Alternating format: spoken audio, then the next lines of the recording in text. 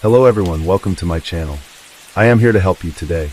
I know you use this video to fall asleep, so before that, like the video and subscribe to the channel. Also, where are you from and what time are you watching? Now get comfortable and relax. Case 1.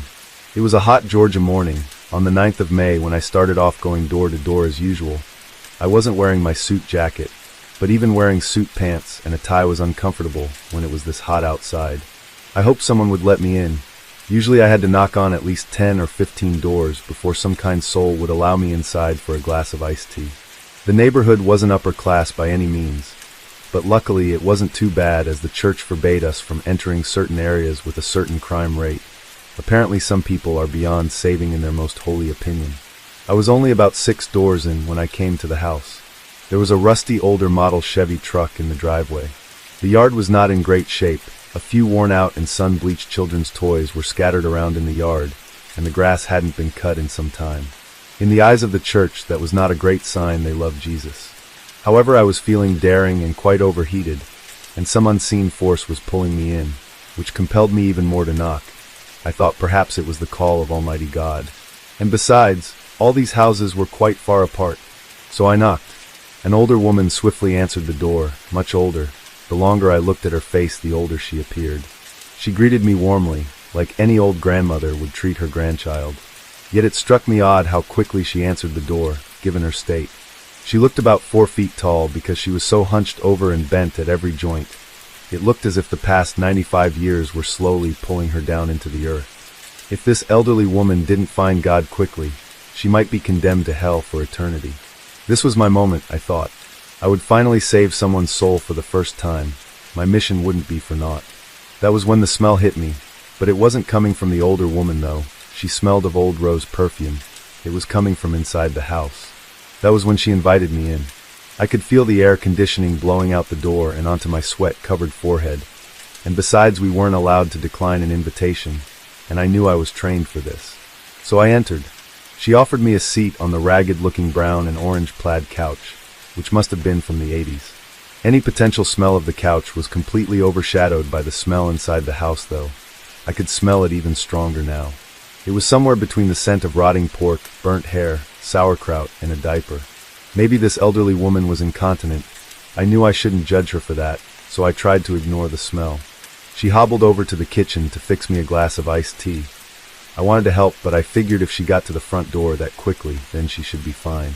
The entire house from where I could see was wood-paneled, knotty pine. I have a phobia of holes, and the pattern of knotty pine always made me queasy. It looks like 100 sinister eyes peering at you, and bubonic plague boils at the same time. The whole aura of this house had a sickly dark orange glow. The fluorescent lights didn't help, and the smell made it even worse. Thankfully, the granny returned with my iced tea. The dehydration combined with the atmosphere and smell had me nauseated. The tea tasted delicious. Obviously homemade. I thought it was impressive given her old age. She told me her name was Mabel, but I could call her May. I thought that was sweet. I usually get to know people with a bit of small talk before I start talking about the scriptures. It opens them up a bit more and makes them comfortable. We casually talked for a few minutes about the weather, and then she brought up the pie and dinner she baked for her daughter last night. Then she said, "I want you to meet my daughter, Candy, she's upstairs." My heart sank at the thought of a 95-year-old woman taking care of her daughter, who must be able-bodied and in her late 50s at the most. I tried to not be judgmental, but my face must have changed because May asked me what I thought about that. "Yes, I'd like to meet your daughter. I bet she's lovely." "Oh yes, she is. She's a little angel," she replied. "A little angel?" Strange choice of words. "Let's go upstairs and meet her," she said. But why was she upstairs? Couldn't she come down here?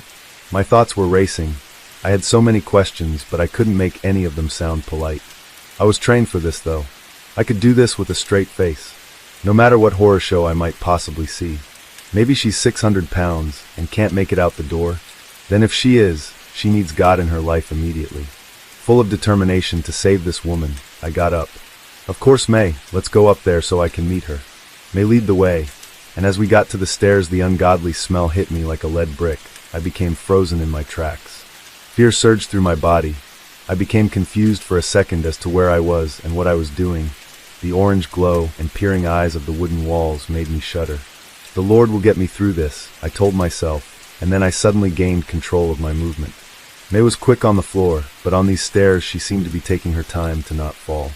I thought to reassure her, "Don't worry, I'm right behind you." But she didn't speed up or respond. She didn't even seem to hear me. The lighting was dim. There were a lot of framed photos along the hallway walls, but they were too dark to make out. They appeared to be many family members. What sort of demonic energy was lurking at the top of the stairs? I could have never guessed, but there was an obviously human presence I could hear moving around in one of the rooms. So she couldn't be too obese to move then. A lone cockroach ran from underneath one frame to another. This was the least horrifying and most normal thing I have experienced thus far. The little insignificant cockroach brought me back to reality. I was meant to save these women. We got to the top of the stairs, my heart raced. May reached her decrepit old hand to the door, with a key. Why was the door locked? What was going on here? I was sweating more profusely than I had been out in the 95-degree weather. As soon as the lock clicked, a voice from behind the door squealed. Unintelligible utterances, and then shrill, gleeful screams. A wave of relief washed over me.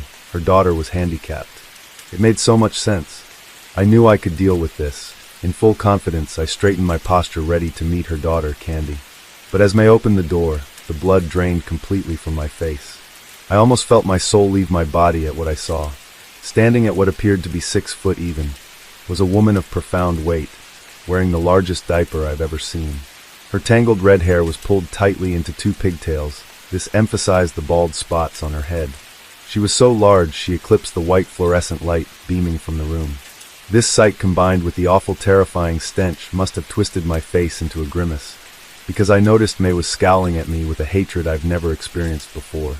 I quickly attempted to morph my expression into a pitiful smile, just to keep myself from crying.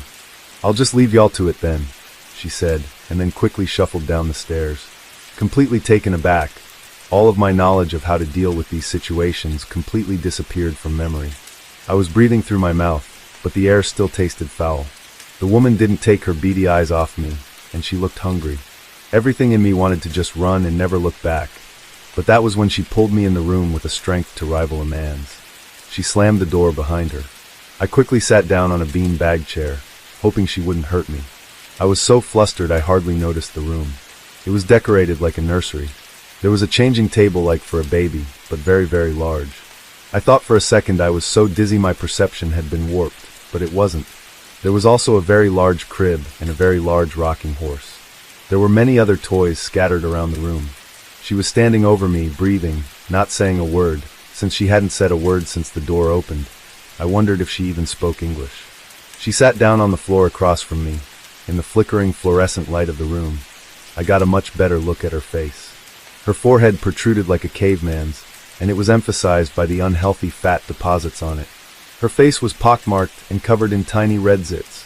Her eyes were very small, dark brown, and were facing in different directions, but I knew the dominant. I was the one focused on me, unblinking. But the most terrifying feature was her nose. It was upturned like a pig's. It reminded me of the stories I heard from other guys at church, about how demons usually have animal features like goat feet or pig faces. That thought made me feel like I was in danger, so I began praying silently.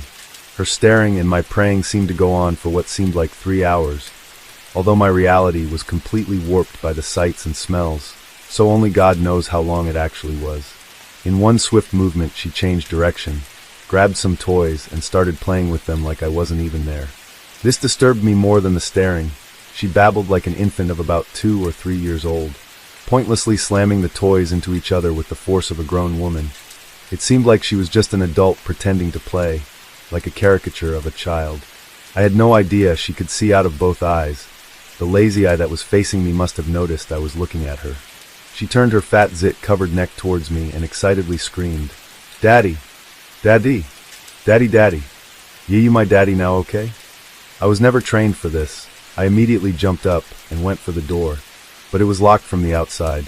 That evil demonic old hag did it. She wanted me to suffer in the misery she created. The monstrosity behind me noticed my attempt to escape and went straight into wailing and crying just like an infant. The extremely loud shrill cries and screams bounced off the walls of the tiny room and into my head until it started to throb violently. Tears streamed down her hideous face and fell onto her stained adult-sized onesie, which showed every little fold of her tumorous fat rolls. and her large hanging stomach. The cries became even more dramatic with each passing second, and I became even more dizzy and nauseous than before. "Daddy, why are you weaving? Daddy!" I couldn't even react to this. I just furiously turned the doorknob trying to escape this horror. I thought about slamming my body up against the door to open it, but then I remembered that the door swings inwards, and I'd only make my situation worse. My energy levels dropped, and spots started showing in my vision. My legs buckled, and I collapsed in front of the door. "Daddy, are yous okays?" The last thing I saw was the thing's face, its pallid skin like rising bread dough, tiny eyes sunken deep into its skull, with a giant binky in its mouth. Then everything fading out and going dark.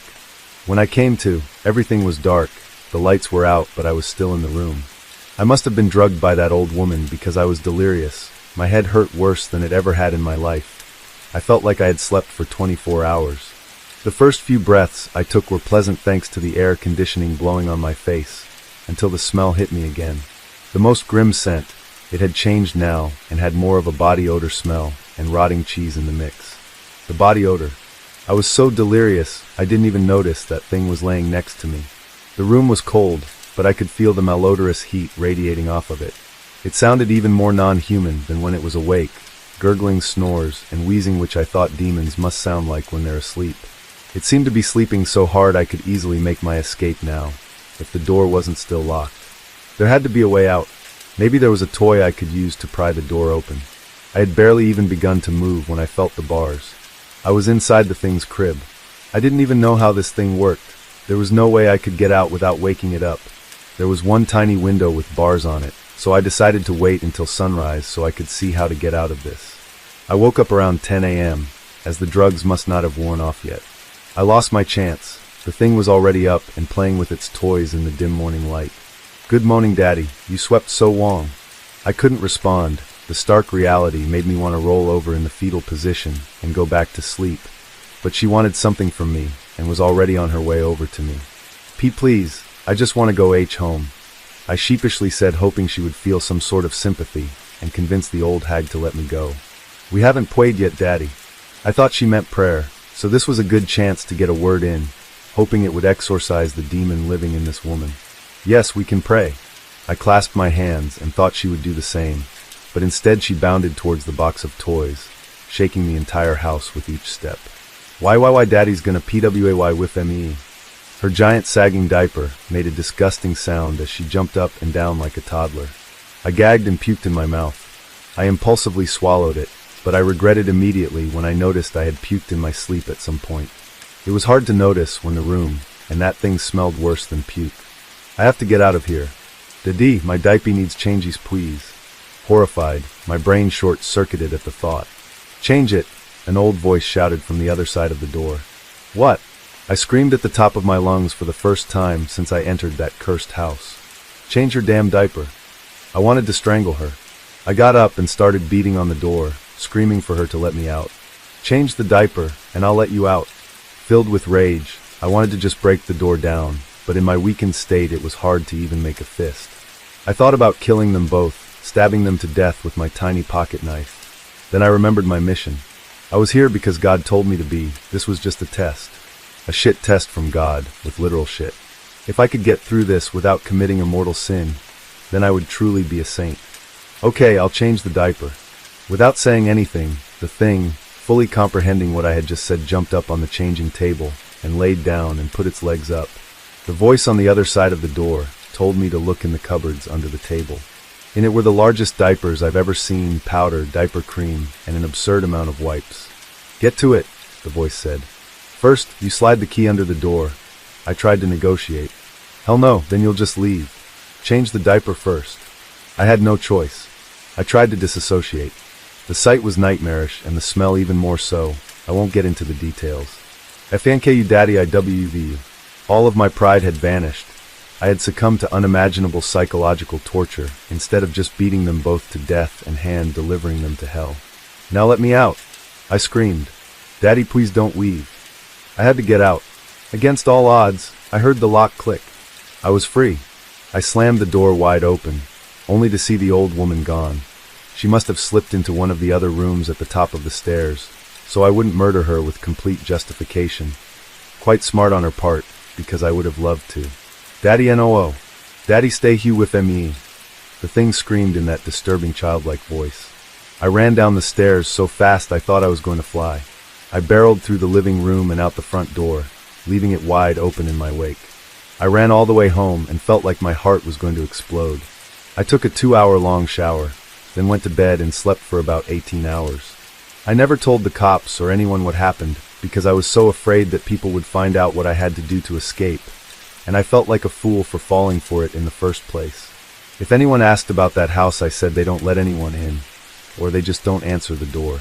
So now whenever people ask me about the craziest experience I've had as a missionary going door to door, I always just tell them the elaborate story of how a smoking hot cougar in a tight black dress tried to seduce me, but I gracefully resisted her cunning advances with the power of the divine and almighty God. Case 2. Our story starts in Hakalau, Hawaii, where our truly vile main character, Raymond Martinez Fernandez, was born on December 17, 1914, a Sagittarius, who would have guessed one. Fernandez was raised in Bridgeport, Connecticut, and by the age of 16, had already spent time in jail for theft. As a result, the Fernandez family returned to Spain in 1932. By 1934, Raymond Fernandez had secured work as a ranch hand on his uncle's farm, married his first wife, Encarnacion Robles, and become a father to at least one child, all before the age of 20. World War II found Fernandez a role in Spain's Merchant Marine Corps, where he was able to transition into a career with British intelligence too. These careers offered him a taste of life as an unattached bachelor and ultimately led to his return to the United States and the abandoning of his wife and their 4 children.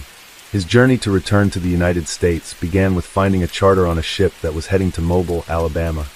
Not long after boarding the ship, a steel hatch fell, striking him and fracturing his skull, causing significant damage to his frontal lobe.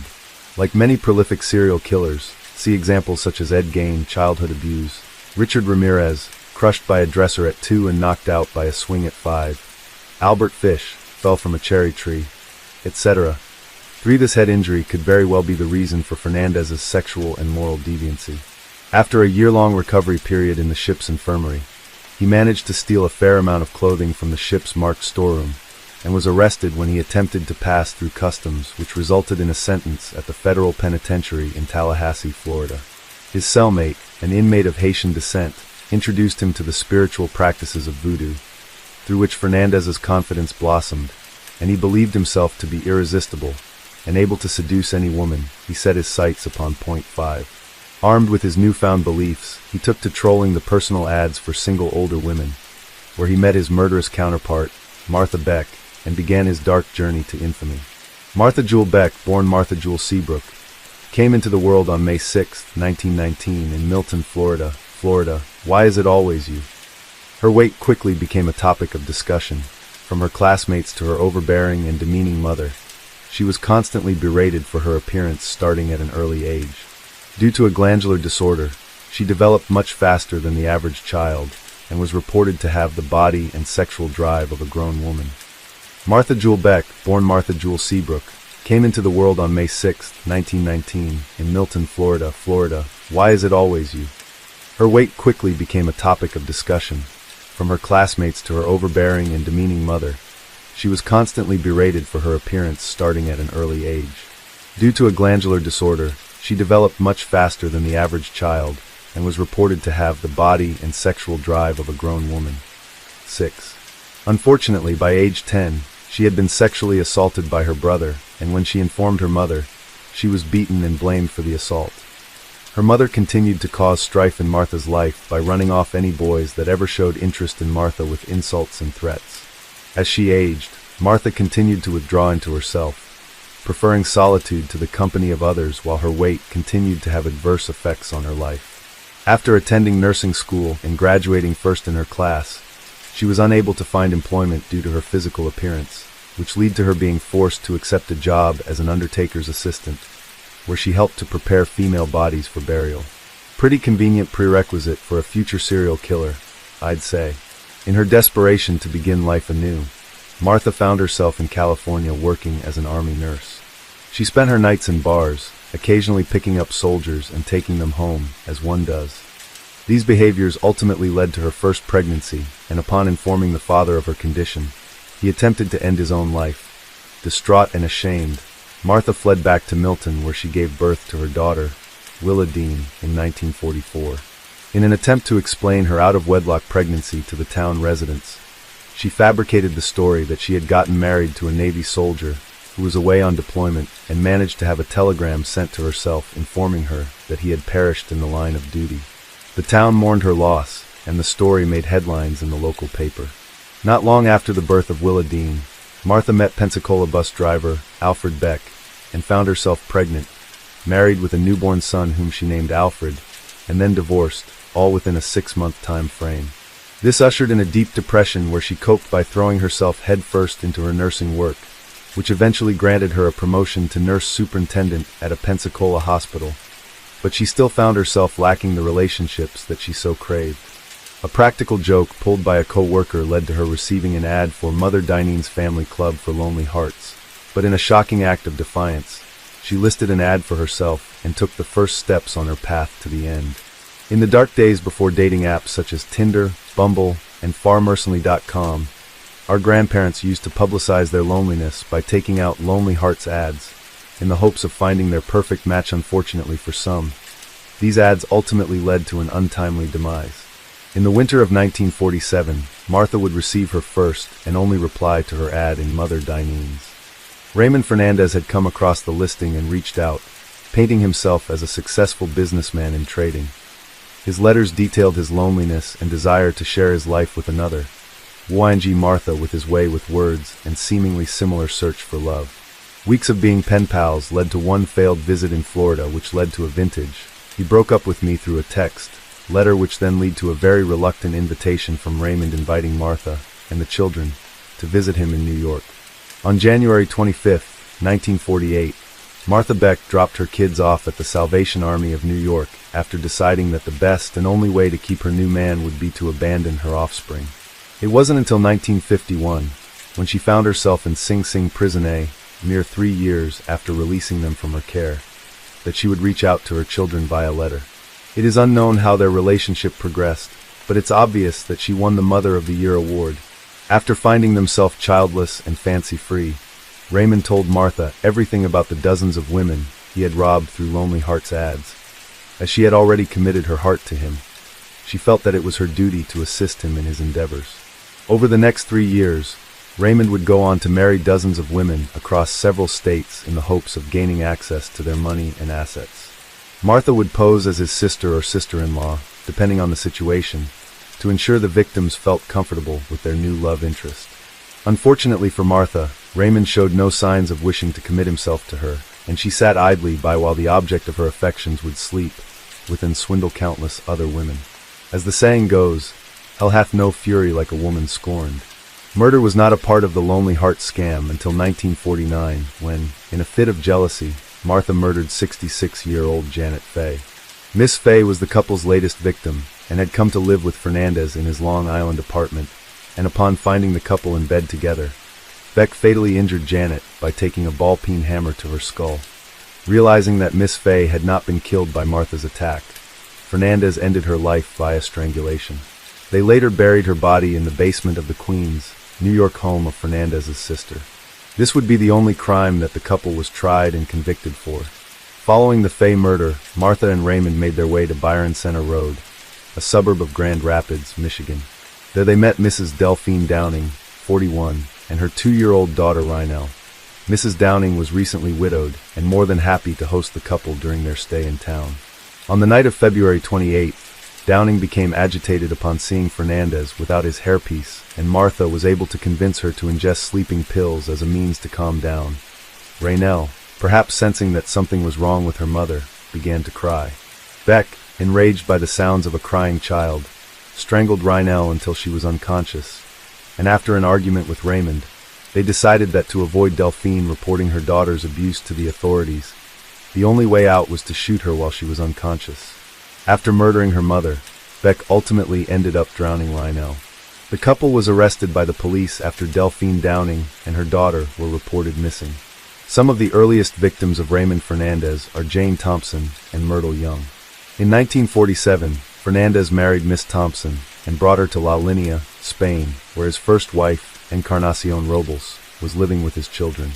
He introduced the two women, and the three were often seen out on the town. Unfortunately, there was an altercation between the two women, and Mr. Fernandez was seen fleeing from the hotel room. Jane Thompson's body was discovered the next morning, but her cause of death was listed as a heart attack. 16. Miss Young, a Green Forest, AR native, was married to Fernandez in August of 1948.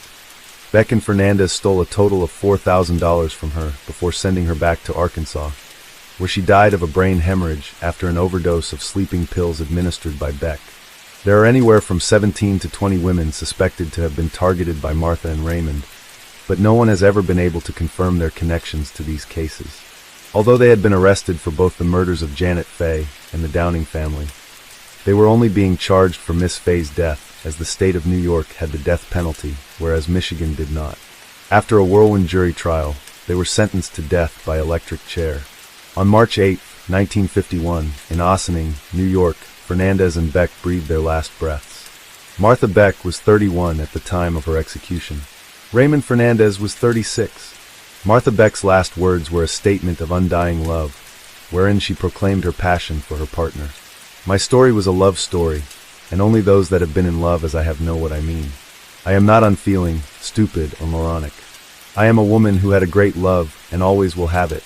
Imprisonment in the death house has only strengthened my feelings for Raymond. In a similar but much simpler fashion, Raymond Fernandez's last words were as follows: I want to shout it out, that I love Martha. What does the public know about love? This story of the heinous crimes carried out by this couple has inspired several films, most notably the 1970s cult classic, The Honeymoon Killers, directed by Leonard Castle, starring Mary Jane Higby as Janet Faye, Shirley Stoller as Martha Beck, and Tony LoBianco as Raymond Fernandez. The 1996 Mexican film, Deep Crimson, starring Regina Orozco and Daniel Jimenez Cacho. The 2006 film, Lonely Hearts, starring Salma Hayek and Jared Leto. The 2014 Belgian-French film, Alleluia, starring Lola Duenas and Laurent Lucas. Case 3. This is the twisted tale of John George Hay, better known as the acid bath serial killer. The Englishman committed mass murder in the 1940s and disposed of his victims by dissolving their corpses in metal oil drums filled with sulfuric acid. The acid bath murders are surely unlike any other true crime story. John George Hay was born on July 24, 1909, in Stamford, England. He was raised by his parents, John Robert and Emily Hay, in Outwood, West Yorkshire. Hay's parents were Plymouth Brethren, a conservative Protestant sect. His father believed that the world was evil, so the family needed to separate themselves. Hay had a bleak and lonely childhood due to his parents' extreme religious values. He didn't have any friends growing up, mainly associating with his few pets and his neighbor's dog. Hay's father even built a tall fence around their yard to prevent contact from the outside world. Young Hay had a passion for classical music. He eventually taught himself how to play the piano at home and often attended orchestral concerts. Hay won a scholarship to attend Queen Elizabeth Grammar School and was offered another scholarship to Wakefield Cathedral, where he became one of their choir boys. John Hay married the 23-year-old Beatrice Betty Hammer on July 6, 1934. Betty was often described as a lively woman and a good-time girl. Upon marriage, the couple barely knew each other. However, Hay managed to impress the young woman with his manners and charm, so she said yes without hesitation when he asked her to be his bride. After 4 short months, Betty left Hay upon his arrest for forging vehicle documents. While Hay was carrying out his prison sentence, Betty gave birth to his child, but gave it up for adoption. In 1936, John George Hay moved to London, becoming a chauffeur for William Donald McSwan. He also posed as a solicitor named William Adamson, selling fraudulent stock shares. His shady business was soon uncovered when someone noticed he misspelled Guilford, where his office was located, on his letterhead. This earned him yet another prison sentence for fraud, and this time he would spend 4 years behind bars. Hay was released shortly after World War II started. However, he didn't learn his lesson as he was sentenced for fraud several more times. During his time behind bars, Hay got an idea that he would later use to cover up his killings. One of his regrets was that he left victims behind to accuse him. Hay spent time in prison studying the French murderer Georges Alexander Sarret, who disposed of his victims' bodies with acid. Hay tested this on mice, finding it only took 30 minutes for them to dissolve in the acid.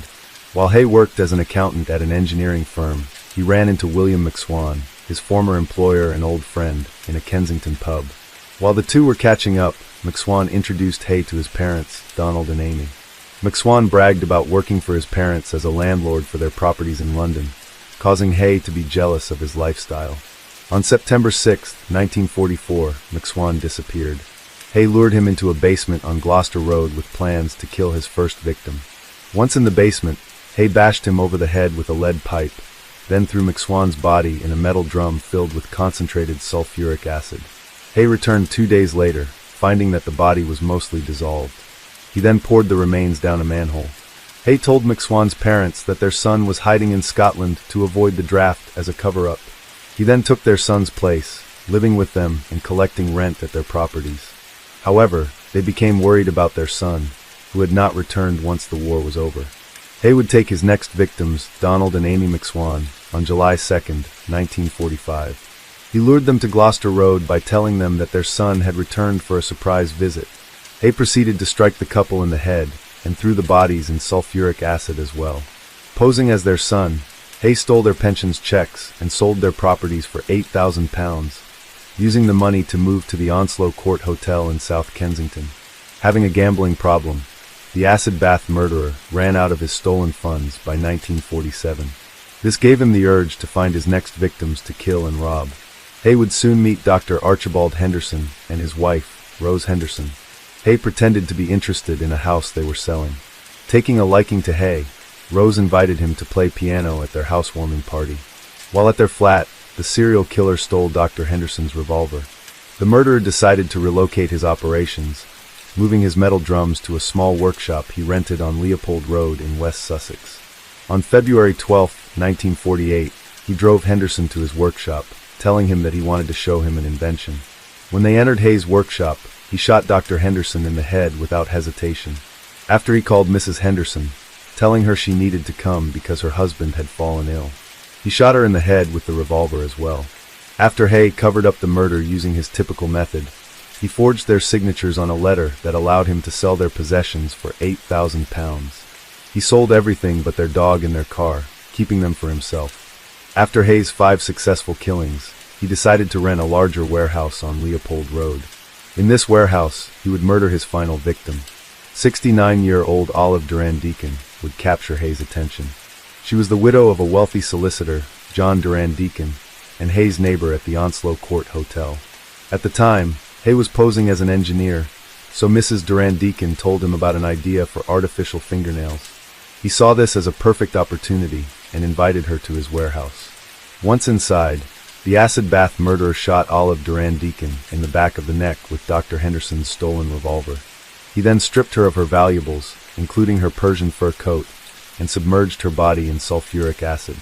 The next day, guests at the hotel were concerned about Mrs. Durand Deacon being absent from breakfast, asking Hay if he knew where she was. He told them that the two had planned to meet the previous day, but she was a no-show.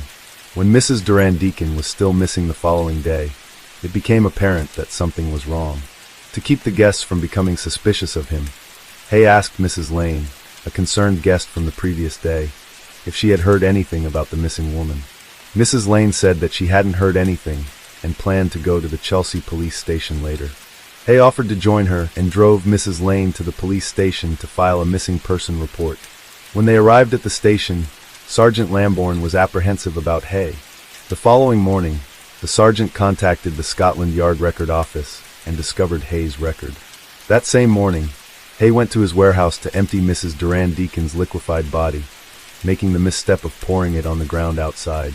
He then drove to Horsham to have Durand Deacon's jewelry appraised. When he returned to the hotel, a group of officers was waiting for him. Hay gave them a statement that retold his story about the missed meeting. The following Saturday, the police investigated Hay's warehouse on Leopold Road. They discovered a rubber apron, a gas mask, empty glass carboys, a recently fired revolver, and a dry cleaning receipt for Mrs. Durand Deacon's Persian fur coat during their investigation. After finding the evidence in the warehouse, they decided to search the surrounding area. On a pile of rubble behind the building, the detectives found 28 pounds of melted body fat, part of a foot, human gallstones, and part of a denture. With that, they had identified their prime suspect. When Hay was questioned by Detective Inspector Albert Webb, he asked, "Tell me frankly, what are the chances of anybody being released from Broadmoor, a high-security psychiatric hospital?" The detective told Hay that he could not tell him, to which Hay replied, "Well, if I told you the truth, you would not believe me. It sounds too fantastic to believe." And with that, Hay confessed that he killed Duran Deacon, the McSwan family, and the Hendersons. He also told the detective that he killed 3 others, a young boy named Max, a girl who lived in Eastbourne, and a woman from Hammersmith. Although these victims cannot be confirmed. John George Hay's trial took place on July 19, 1949, at Lewes Assizes and finished the following afternoon. At the trial, Hay pleaded insanity, telling the court that he had vampiric desires and drank the blood of his victims. To further prove his reason for the murders, he said he had dreams dominated by blood during his childhood. He told the court that his gruesome dreams returned when he got in a car accident in 1944. In his hallucination, the whole forest began to writhe and the trees, dark and erect, to ooze blood. A man went from each tree catching the blood. When the cup was full, he approached me. "Drink," claimed Hay. However, there was nothing to prove that he consumed his victim's blood. By recalling his nightmares and claiming to be a vampire, Hay was likely attempting to appear delusional to prevent his future execution. Upon hearing Hay's insanity plea, the detective that questioned him about the murders told the prosecutor, Lord Shawcross, that he was asking about the chances of escaping from a psychiatric institution. Shawcross urged the jury to reject Hay's insanity defense because he committed the murders with malice aforethought. The defender, Sir David Maxwell Fyfe, called many witnesses into court to attest to Hay's mental state. Hay's attempt to appear mentally insane failed. It only took the jury 15 minutes to find him guilty. The judge presiding over the trial asked Hay if he had anything to say for himself, to which he responded, "Nothing at all." The gavel was struck, and the judge sentenced John George Hay to be executed by hanging. While Hay was on death row, awaiting his execution at Wandsworth Prison, it was reported that he asked one of the guards if he could have a trial run of his hanging to ensure everything would go according to plan. His request was likely denied. Hay provided his life story to the newspaper that funded his trial, wrote letters to his girlfriend, Barbara Stevens, and his parents, who didn't have a chance to see him before his life would be taken away. He also got fitted for a death mask requested by Madame Tussauds. On August 10, 1949, John George Hay, the acid bath murderer, would meet his demise. The killer was led to the gallows by Chief Executioner Albert Pierrepoint. It was there where John George Hay would drink brandy and take his final breath. John Hay, the acid bath murderer, was one of England's most notorious serial killers. His case received widespread media coverage due to his unconventional murder method of dissolving his victims in acid. Do you think Hay was actually insane, or just claimed to be? Do you question Hay's guilt about the unconfirmed murders? Case 4. Charles Frederick Albright was born in Amarillo, Texas, on August 10, 1933. Shortly after he was born, his birth mother put him up for adoption. When he was 3 months old, he was adopted by Dell and Fred Albright. His adoptive parents, Fred and Dell, made sure that Charles knew he was her pride and joy. However, sometimes his adoptive mother went to extremes. Dell Albright would make Charles wear dresses and play with dolls. When Charles was less than a year old, she locked him in a dark room to punish him for chewing on her tape measure. When he refused to nap, she would tie him down to his bed. She would also spank him for simply not drinking his milk. Despite her odd and often excessive punishment, she wanted Charles to succeed. With her help, he breezed through school and skipped 2 grades. He was a gifted boy who could do just about anything, play piano, name all the constellations, and he even tap danced at the famous Texas Theater. Dell also introduced Charles to taxidermy, buying him his first gun and helping him kill small animals. She even showed how to use various tools, knives for cutting the skull, spoons for scooping brains, and scalpels from cutting eyes out of their sockets. Charles dedicated hours to perfecting his taxidermy pieces, making sure they looked as lifelike as possible.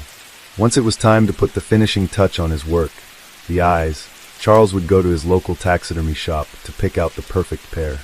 He loved browsing the displays full of gleaming fake eyes and wished that he could collect them like how other boys collected marbles. At only 13 years old, Charles Albright already had charges for petty theft and aggravated assault on his criminal record. Then he graduated from high school at 15 years old and attended North Texas University, wanting to become a medical doctor. While attending NTU, police caught Albright carrying stolen cash, a rifle, and 2 handguns.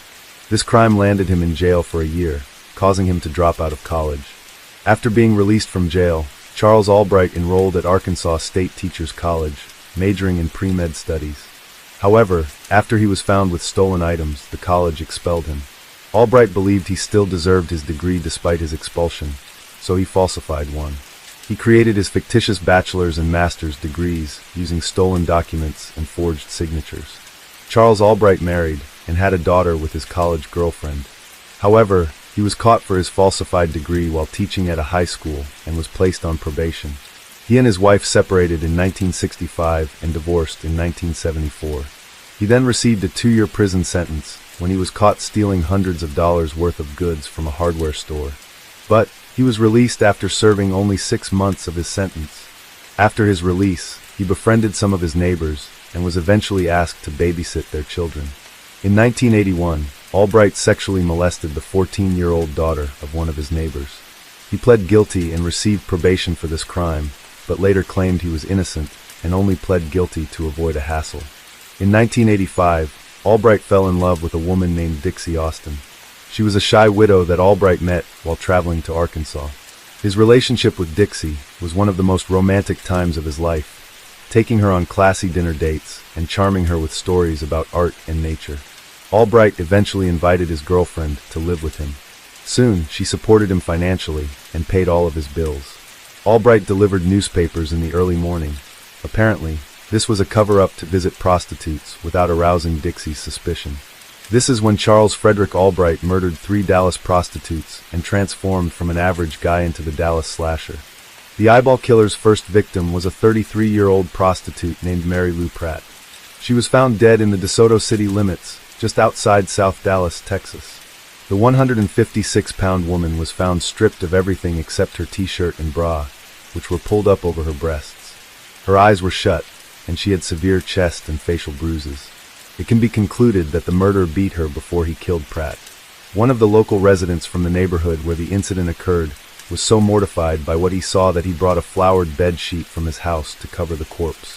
When the Dallas police arrived on the scene, one of the officers immediately recognized Mary Pratt, since she was a veteran prostitute who worked at the Star Motel in Oak Cliff. While the sex workers often called for help due to abusive clients, it was rare for one to be murdered, especially someone as well-liked as Mary.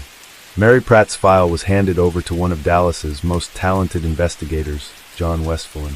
The murder was a dump body case, one of the most complicated types to solve since the victim was killed in one location and dropped off in another. There was also no murder weapon, victims, or other forensic evidence. Westphalen and his partner, Stan McNear, went to the office of the Dallas County Medical Examiner to watch Mary Pratt's autopsy. During the autopsy, one of the pathologists noted the needle marks on Pratt's arm and the bullet hole in her head. But she let out a gasp once she opened Pratt's eyes. Both of them were missing. The eyes had been removed with such surgical precision that there was no tissue, and the upper and lower eyelids were left unobstructed. After the shocking situation at the examiner's office, Westphalen urgently contacted the FBI's Violent Crimes Apprehension Program unit. The unit stores all of the nation's most gruesome murders on its database. However, an FBI agent reported that they had no records of anything like the murder of Mary Pratt. Susan Peterson, another young prostitute, was dumped on the same street Mary Pratt was, outside the Dallas city limits in DeSoto. Her breasts were unveiled, and eyes shut the same way as Pratt's, only she was shot in the back of the head, top of the head, and in the left breast. Susan Peterson's case was assigned to Larry Oliver, a detective who didn't know about Pratt's murder 2 months earlier. The case unfolded in the same way as the Pratt case. When Oliver visited the medical examiner, they discovered that both eyeballs were removed from the corpse. On March 19, 1991, another prostitute named Shirley Williams was found dead, this time from the Avalon Motel, a few miles away from the Star Motel. Her body was found at 6:20 in the morning, half a block away from an elementary school in Oak Cliff. As the young students walked to school, they could see the naked corpse lying lifeless on the curb. Investigator Westphalen was in charge of uncovering the murder of Shirley Williams. When he arrived at the Williams murder site, He directed the medical examiner's field agent to see if the body's eyeballs were intact. When they discovered that the body had no eyeballs, they realized they were dealing with the same killer. During the autopsy of Shirley Williams, the medical examiner found the broken tip of an X-Acto blade embedded in her right eye socket. It was clear that the eyeball killer was in a rush this time. She also had a broken nose, facial bruises, and was shot in the back of the head. However, law enforcement faced an issue with Williams's murder. Due to the publicity of the local killings, the eyeball killer changed his tactics this time. His previous two victims were white sex workers from the Star Motel, but Williams was a woman from a different motel in another city. There was no telling where he would strike again. Charles Albright was targeted as a suspect for the killings when a woman reported to police that he and Mary Pratt were acquainted. Apparently, he was also known among the local prostitutes to have an infatuation with eyes. After several prostitutes came forward saying that Albright had assaulted them, police had reasonable suspicion and could obtain a warrant to search his home. Investigators found a Smith & Wesson .44 Magnum revolver, several X-Acto knives, and a red-stained condom in Albright's residence. They also discovered Nazi literature, books about serial killers, and several dolls with missing eyes. Unfortunately, the gun wasn't a match to the one used in the murders. However, they found hair consistent with Shirley Williams's on his blankets and in his vacuum. Based on this evidence, Charles Albright was placed under arrest. Albright was charged with all three of the eyeball killer murders and Rhonda Bowie's killing, an unsolved case from 1988. The Dallas Ripper trial began on December 2, 1991. Lacking evidence, the prosecution relied heavily on the hair evidence that linked Albright to the three murders. Though DNA evidence also linked him to Rhonda Bowie's murder, the charge was dropped since he had an alibi. Charles Albright was convicted of killing Shirley Williams, the last of the three murdered prostitutes, and sentenced to life in prison.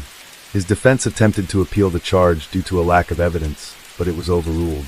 Charles Albright was incarcerated at the John Montford Psychiatric Unit until he died at 87 in 2020. Whether he was the real eyeball killer and was responsible for all three murders is still unknown. But official sources reported that he was fascinated by the human eye until his death. Case 5. Gacy was born March 17, 1942, in Chicago, Illinois to an alcoholic, often abusive World War I veteran and a homemaker. He was one of three children. Gacy was born with a heart defect that made it impossible for him to be active in sports. Therefore, he was an overweight child. He was often the victim of his father's scorn. He reported taking a beating from a razor strop on more than one occasion. As if the beatings weren't enough, Gacy suffered verbal abuse from his father as well. His father told him he was dumb and stupid. Gacy felt he was never good enough for his father. His mother did her best to protect her child from his violent father. This caused his father to call him a mama's boy and a sissy. Gacy's mother knew her son had a heart problem. She did her best to shield him from his angry father. Gacy reports being hospitalized for much of his life from the ages of 14 to 18 due to a mysterious seizure causing illness and a ruptured appendix. In a John Wayne Gacy interview, he reports his father's verbal abuse while sick in a hospital bed. According to Gacy, his father accused him of faking it. Signs of trouble were present during Gacy's childhood. When he was 6, Gacy stole a truck from a store. His mother forced him to take it back and apologize. His father beat him for it. When Gacy was 7, he and another boy were accused of molesting a young girl. This earned him a beating with a trusty razor strop. Also during his 7th year, Gacy was molested by a family friend. Instead of telling his parents, he suffered this in silence out of fear of being blamed for the act by his hateful father. The most telling sign of something amiss with Gacy takes place around 1962, after he left his abusive home for Las Vegas. In the Desert City, John Wayne Gacy took a job as a mortuary assistant. In a later interview, Gacy recalls sleeping behind the embalming room. He tells of a night where he decided to climb inside the coffin of a teenage male and spent some time cuddled up with the body before disgust took over and forced him out. John Wayne Gacy was a man of many faces. Before giving in to his murderous instincts, he played a role in multiple community organizations. He became an assistant precinct captain for his local Democratic Party candidate. Gacy once said he hoped this decision would gain some acceptance from his father. Instead, his father called him a patsy. After his short stint as a mortuary assistant, Gacy returned home to Illinois to attend Northwest Business College and graduated in 1963. Not too much time passed before Gacy met his first wife, Marlon Myers. After a brief courtship, the couple married and moved to Waterloo, Iowa. Marlon's father purchased 3 Kentucky Fried Chicken restaurants in the area, and Gacy became the manager. It was in Waterloo where John Wayne Gacy first joined the JCs, an organization that teaches leadership and offers civic opportunities for their members. Gacy quickly became vice president. At this point in his life, Gacy appeared to be an upstanding member of society. But things weren't all they seemed. The JCs had a bit of a dark side. Some members took part in prostitution, wife swapping, and rampant drug use. Gacy was involved in all of this. He went as far as to open a club in his basement where young people, especially boys, could be plied with alcohol and drugs. In what appears to be a step towards the dark side Gacy will eventually inhabit, Gacy would make sexual advances aimed at the teenage boys who worked for him and came to his basement club. When the boys refused him, Gacy played it off like it was a joke. This activity is a clear foreshadowing of the darkness to come at the hands of John Wayne Gacy. In 1967, John Wayne Gacy is enjoying a normal, successful life in Waterloo, Iowa. He managed 3 KFC restaurants. He is the vice president of the local JCs. His wife has given him 2 children. He has even gained some respect from his hardened and cold father. All this wasn't enough to keep Gacy's darkness at bay. John Wayne Gacy's first victim was a 15-year-old son of a fellow JC member named Daniel Voorhees. Gacy had plied him with alcohol and forced the boy to perform oral sex. Several other young boys were assaulted by Gacy around this time. Sometimes Gacy would tell the boys they were part of a science experiment, paying some of them $50. Voorhees notified his father of the assault. Gacy was arrested for the assault of Voorhees, as well as the attempted assault of another 16-year-old boy. Gacy denied any wrongdoing and even requested a polygraph test, which showed his nervousness when denying the assaults. Gacy went as far as to say the assault accusations were politically motivated by a power-hungry member of the JCs. An indictment was handed down in the case brought about by Voorhees against Gacy in 1968. In an attempt to get out of the charges against him, Gacy paid an employee to attack Voorhees and convince him not to testify. For $300, Russell Schroeder attacked Voorhees, sprayed him in the face with mace, and beat him, all while yelling at Voorhees not to testify against Gacy. Voorhees escaped and went on to testify. Gacy was convicted of sodomy and sentenced to 10 years. Gacy's wife filed for divorce, won, and Gacy never saw her or their children again. Not surprisingly, Gacy thrived in prison. He was said to have been a model prisoner. He became the head cook and eventually joined the prison's JC's chapter. He undertook projects to enhance the lives of prisoners, going as far as to get a pay increase for the inmates. After serving 18 months of his 10-year sentence, Gacy was released on parole. After his stint in prison, Gacy purchased a house at 8213 West Somerdale Avenue in Cook County, Iowa. This is the house where most of his murders took place. He reunited with Carol Hoff, a woman he had dated in high school. They eventually married, and Hoff and her 2 children moved into the Somerdale house with John Wayne Gacy. Gacy started his own construction company named PDM. Like other parts of Gacy's life, the construction business agreed with him. He found some moderate success. And once again, this success wasn't enough to keep John Wayne Gacy from straying into the darkness. In 1973, during a business trip to look into the purchase of property in Florida, Gacy attacked a young employee in their hotel room. After the rape, the employee spent the night on the beach, refusing to share the room after Gacy's actions. After returning home, the boy waited for and beat him. Gacy's mother-in-law stepped in. Gacy told his wife the young boy was upset because he refused to pay the boy for bad work. Gacy was once again active in his community. He worked for the Democratic Party. He was appointed the director of the Polish Constitution Day parade in Chicago. He served in this office for 3 years. It was during this time that he had his picture taken with First Lady Rosalind Carter. He joined the Moose Club. He even joined the Jolly Joker Clown Club. This is where he came up with his characters Pogo and Patches the Clown. He performed at Democratic parties, community events, and even children's hospitals. It has been noted that by keeping the sharp corners used in the drawing of the mouth of his clown face, Gacy went against the traditional soft lines that were thought to not be so scary to children. Even Gacy's clown was scary. His first murder could have been a misunderstanding.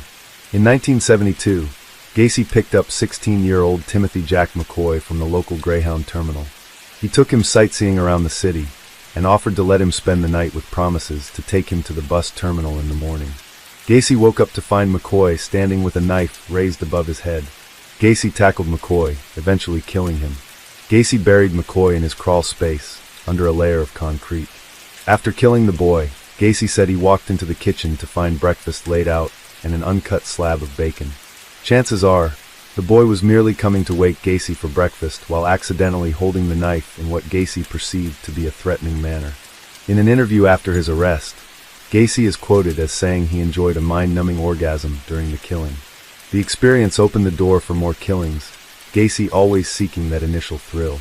Gacy honed his murderous skills while working long hours to expand his construction company. In 1975, John Wayne Gacy was working 12 to 16 hours days, and then spent what little free time available cruising for men. That's the phrase he used to describe his driving around and picking up young boys to torture and murder. John Wayne Gacy developed techniques to make subduing and killing easier for him. And really, the scale Gacy was killing required a skilled technique. The handcuff trick involved getting his intended victim to willingly place the handcuffs on themselves. The handcuff trick involved plying a young boy with drugs or alcohol, and then employing his clown tricks to get the victim handcuffed and unable to fight back. The rope trip came next. This simply involved Gacy using a rope as a makeshift tourniquet to strangle his victims. Perhaps it was Gacy's constant absence that led to Carol asking for a divorce. Maybe it was an argument. Either way, the couple agreed to a divorce in 1976. The reason listed for the divorce was Gacy's infidelities with other women. Gacy had been actively killing young boys in the house he shared with Carol and her daughters since 1972. With the divorce and Carol moving out, Gacy was left to his own devices. It is reported that John Wayne Gacy tried to stay active in the community, but neighbors talked about changes in his activities and personality. Neighbors reported Gacy leaving at odd hours of the night, lights turning on and off, and one neighbor reported hearing screams and sounds of suffering coming from the Gacy home in the night. Between the years of 1976 and 1978, Gacy confessed to murdering 23 teenage boys and then burying them in the crawl space beneath his house. He had young male employees of his construction company dig trenches in the crawl space. Some reported spreading lime. Lime is known to help with decomposition. In 1978, Gacy ran into a problem. His crawl space was full. Although he dug trenches and stacked bodies, sometimes 3 deep, there was no room left for any more victims. At this point in his spree, Gacy began dumping bodies along the Des Plaines River. One victim was left for dead and actually survived. Although Jeffrey Rignall survived, he couldn't place Gacy as his attacker. John Wayne Gacy couldn't keep this killing pace up forever. Eventually, he was going to make a mistake, some careless move, and that would lead to his end. At a visit to a local pharmacy, Gacy offered 15-year-old Robert Piest a job that paid better than his current job at the pharmacy. Piest informed his mother of the job offer and headed off to meet Gacy. When Piest failed to return home, his mother filed a missing person report. Gacy denied meeting with Piest, however. He was seen at the pharmacy offering Piest a job by more than one witness. The Piest investigation led to Rignall's tale of Gacy's violence, as well as other witnesses to Gacy's actions. He was placed under constant surveillance. He grew so comfortable with the surveillance teams that he turned it into a game. He even offered them breakfast at one point. He went as far as to tell the detectives over breakfast, "You know, clowns can get away with murder." The constant surveillance began to really wear on Gacy. He had his lawyer prepare a civil suit against the Des Plaines police to get them to stop their ceaseless monitoring. Eventually, the detectives came knocking on Gacy's door.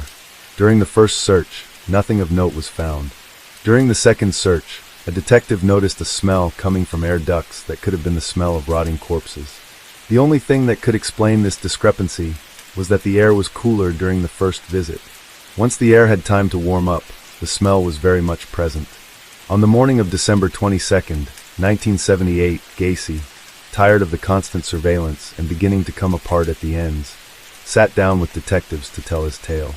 Gacy told of cruising for young boys he referred to as prostitutes, liars, and hustlers. He would often pick them up at bus stations.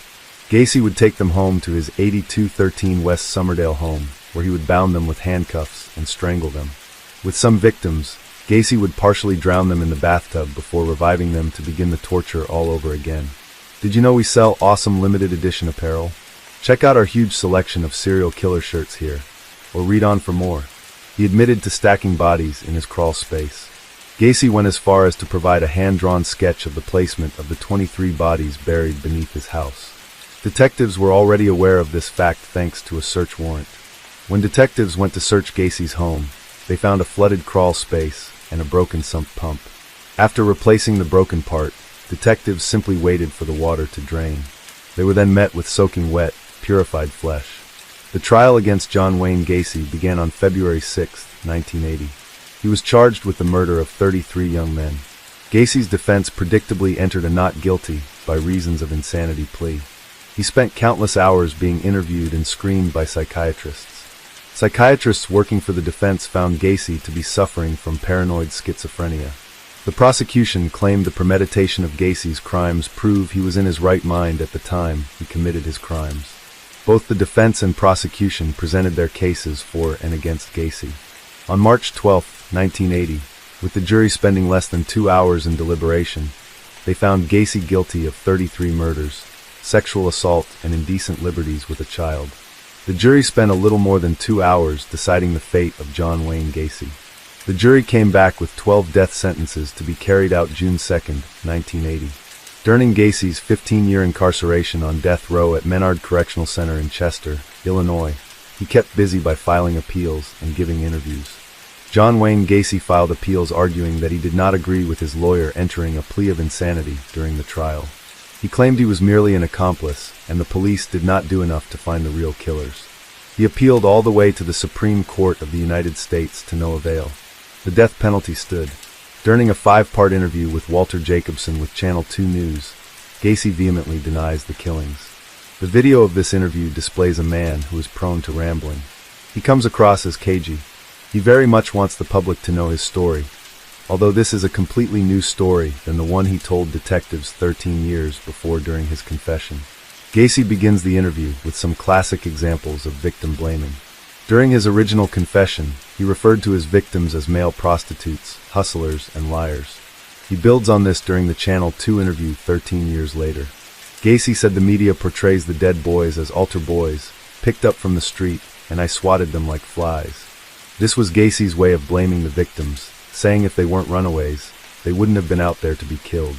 Later in the interview, Gacy says there are more single parents now because of a breakdown in the church. This breakdown of the church and the single parents caused these boys to run away looking for love. Gacy denies committing the murders multiple times and multiple ways throughout the interview. He talks about being on the maximum amount of truth serum for 5.5 hours, so surely he would have remembered killing all those young men. There is in fact zero evidence of Gacy being administered any sort of truth serum. Gacy does admit to having knowledge of the murders, saying he was forced to bury them for someone else. He said if the police did their job right, there would be 4 indictments in this case instead of just the one. He makes it clear that he believes the police set him up. The irony of Gacy's words during this recorded interview is nothing short of rich. At one point, he calls himself a loving father, unable to ever hit his children, a caring father who was the complete opposite of his own father. The fact that he harmed these 33 young boys is not lost on the viewer. In an especially chilling point of the interview, Gacy displays how his rope trick worked. He claims the tourniquet knot is the only knot he remembers learning from Boy Scouts. Nearly every body found in his basement was killed via strangulation, using the exact tourniquet knot he shows Walter Jacobson. But obviously, Gacy still denies having any part in the killings. During his stay on death row, Gacy became a bit of an artist. He shows some of his work during his interview with Channel 2's Walter Jacobson. Much of John Wayne Gacy's artwork involved his clown personas. Gacy named one of these pieces 33 Flavors Clown, in a nod to the ice cream chain. He said he once worked with both in his construction business, as well as performing as a clown. Remember, Gacy killed 33 young boys. The irony cannot be missed. His artwork ranges from dark and twisted to more childlike and even peaceful. His most peaceful work was named Lou Jacobs. It appears to be nothing more than a nice painting of a clown. Gacy explores his dark side with paintings such as Sex Skull. This features a skull made up of phallic symbols and naked bodies of both men and women. The teeth in this painting are nothing short of haunting. In a series of paintings featuring the 7 dwarfs made famous by Walt Disney, Gacy appears to explore what was lost in his childhood due to his overbearing father. Gacy was commissioned by rock bands to make paintings as dark as they perhaps aspired to be. After he was put to death, many of his paintings were purchased, some by victims' families, only to be burned in a bonfire. His paintings still fetch a good price when they go up for sale today. During his trial and subsequent interviews, Gacy had a lot to say. Much like his artwork, Gacy's quotes cover a range of topics, from his proclaimed innocence to darker, almost confessions. Here are a few, especially rememberable John Wayne Gacy quotes. "The dead won't bother you, it's the living you have to worry about. I don't remember killing anyone. I could have done it without knowing it. I am not sure if I did it. The only thing they can get me for is running a funeral parlor without a license. There was no smell. Over the years' time other than when it rained, the musty odor was present. People were in and out of that house daily for years. And other than when it rained, there was no odor, and certainly not like what some of the books said. That's all fantasy. If that odor was there, somebody would have noticed it sooner. I would definitely not be homosexual. I have nothing against what they do, and I don't deny that I've engaged in sex with males, but that I'm bisexual. The idea that I'm a homosexual thrill killer, that I stroll down the streets and stalk young boys and slaughter them. Hell, if you could see my schedule, my work schedule, you knew damn well that I was never out there." Summary: John Wayne Gacy's crimes made him one of the most prolific serial killers of our time. In his younger days, he seemed to try to fight his demons and be a family man, an upstanding member of society. As much as he tried, his darkness still took over. He is responsible for taking the lives of 33 young men. 6 victims remain unidentified today. Gacy's reign of terror made an impression on pop culture that remains to this day. Case 6. Charles Manson was born Charles Millis Maddox on November 12, 1934, in Cincinnati, Ohio. His mother, Kathleen Maddox, was only 16-year-old at the time of giving birth, and was living as a transient after running away from home a year before. Manson's father, while the subject of much speculation, was eventually confirmed to be a 24-year-old laborer from Kentucky, known as Colonel Scott. Scott was known as a local con artist, and when Kathleen informed Scott of her pregnancy, Scott disappeared on military business and never returned. Kathleen supported herself through sex work, but by all accounts was an incompetent mother. She married a man named William Manson, and after being sent to prison for armed robbery, Charles was taken in by a number of relatives. Charles dropped the Maddox name and assumed Manson instead. Young Charlie suffered through extensive abuse at the hands of those who took him in, and by age 9, he'd already dropped out of school and resorted to stealing. His life echoed that of his mother's, transient, reckless, and one substantiated by a growing list of petty crimes. Manson's resume of offenses grew throughout his teenage years. By 13, he'd added grand theft auto to the list, which resulted in a stay at a reform school. Armed robbery resulted in a similar punishment, to which Charlie later claimed that other prisoners would regularly rape and beat him due to his small stature. Following numerous escape attempts and a staggering number of violent acts, Manson was transferred to a high-security facility for more extensive supervision. Amazingly, Charlie became a model prisoner inside and was released on parole at age 19. Shortly after his release, Charlie met his future wife, a 17-year-old waitress named Rosalie Willis. The two escaped to California in a stolen vehicle, and it wasn't long because Charles Manson Jr. was brought into the world. But before long, Manson returned to his life of crime, stealing vehicles around California and shopping them into shady garages for cash. The authorities soon caught up with Manson, and during a 3-year tenure at Terminal Island Prison in San Pedro, California, Rosalie filed for divorce. In 1958, Charlie was released from jail and became a pimp, utilizing the sexual services of young girls around California. Manson was continually busted, including being caught for cashing a forged treasury check. This resulted in a 10-year sentence at McNeil Island Penitentiary in Washington. It was here that Manson's love of music began to grow. He learned to play the guitar in prison, and soon developed an inflated sense of his own musical ability. Once released, Manson claimed he would release an album and be bigger than the Beatles.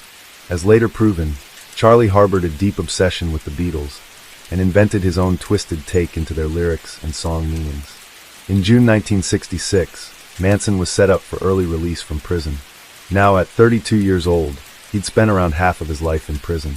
He asked officials if it was possible for him to stay behind bars, but his unusual request was refused. Manson was released out into San Francisco with a few dollars in his pocket and dreams of becoming a successful musician.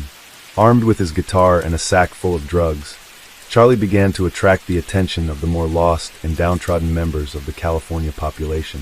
The first woman to fall under Manson's spell was a librarian named Mary Brunner, who invited Manson to move in with her to her San Francisco apartment. Within months, Brunner was taken by Manson's charisma and his generous offering of narcotics, and so quit her job to spend all day alongside him. Manson convinced Brunner to invite more girls to her apartment, and shortly after, Manson and Brunner had 18 young women living in their home. One of these girls was future Manson family mainstay Lynette From. Most of the girls were from troubled backgrounds, abuse victims, runaways, addicts. They found solace in each other, as well as in Manson's guru-like prophesies and his endless supply of drugs, booze, and sex. Charlie was able to apply the manipulation tactics he'd learned behind bars to bend these women to his will. By late 1968, Manson believed that his family had outgrown San Francisco, and so he took a select few family members and made the trip down to Southern California to set up somewhere with more space. Through his former prison friend, Gary Hinman, Manson made acquaintance with Dennis Wilson of Beach Boys fame.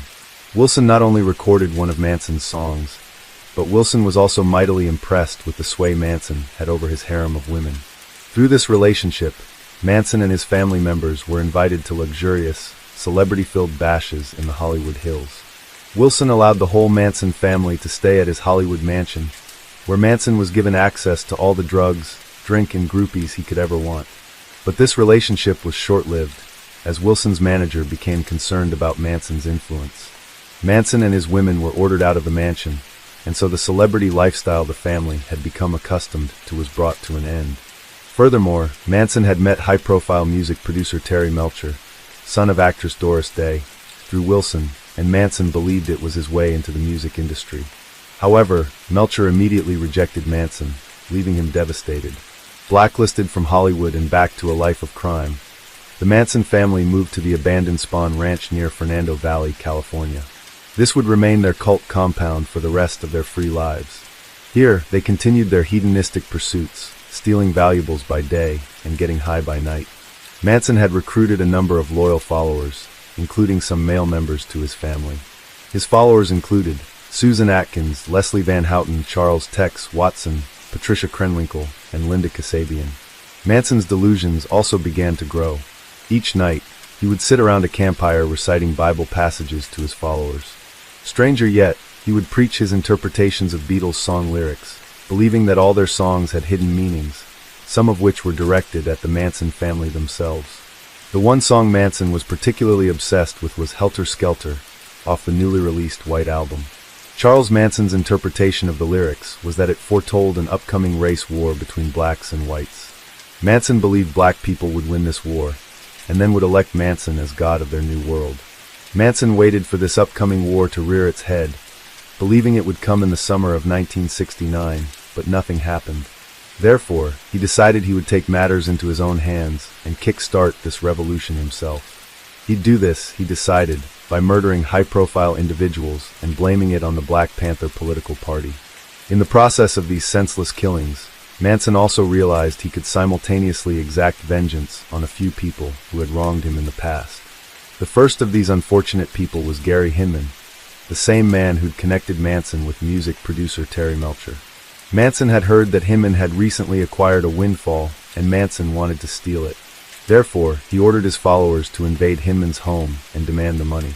They did exactly that on July 25, 1969, but Hinman refused to hand over the cash. Manson arrived after learning of Hinman's refusal, then sliced his ear off with a sword. Afterward, he ordered his followers to kill Hinman. They stabbed him to death, then left a bloody panther print on the wall of his home. The next target of Charlie's wrath was Terry Melcher himself, the producer who'd rejected his music proposals. On August 8, 1969, Manson ordered followers Linda Kasabian, Patricia Krenwinkel, Susan Atkins, and Tex Watson to Melcher's home. Manson's instructions were to destroy everyone inside, making it as gruesome as possible. But when Manson's family arrived at Melcher's home, they discovered he didn't live there anymore. The house was being leased by film director Roman Polanski and his wife Sharon Tate. who at the time was 8 months pregnant. Polanski was in Europe at the time on business. On the night of her death, Tate was entertaining 4 guests: celebrity stylist Jay Sebring, coffee heiress Abigail Folger, Wojciech Frykowski, and Stephen Parent.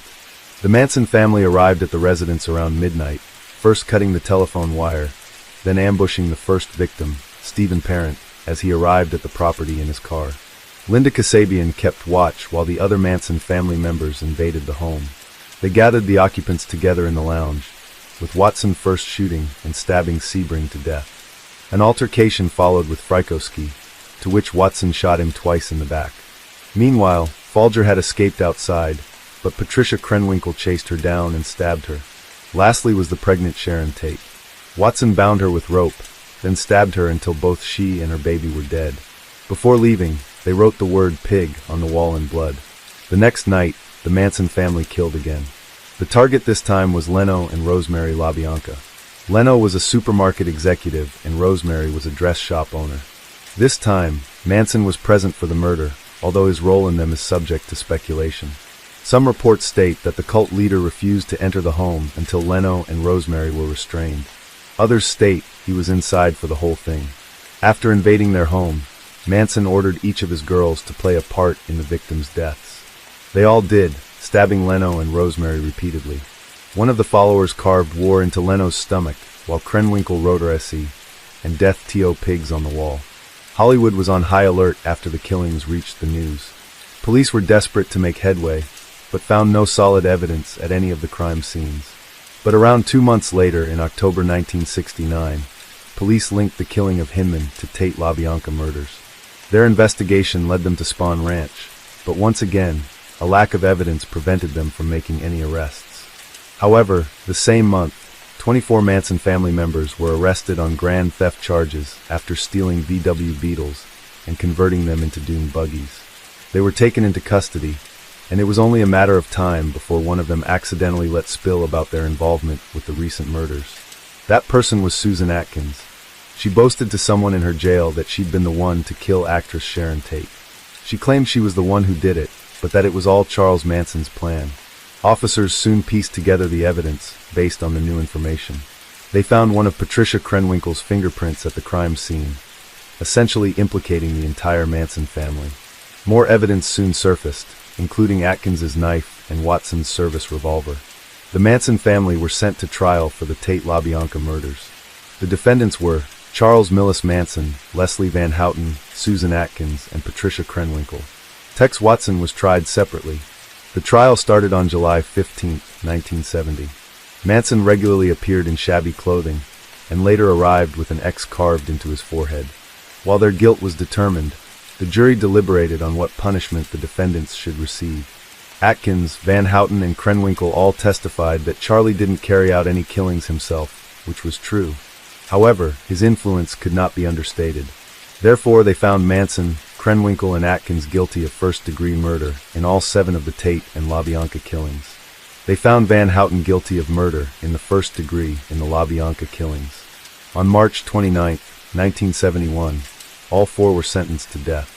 3 years later, this was commuted to life imprisonment following the recently abolished death penalty in California. Despite his horrific actions, Charles Manson remains something of a cultural icon, even 4 decades on from his crimes. Charlie has become the poster child for counterculture, someone for the hippies and weirdos of the world to latch onto and even celebrate.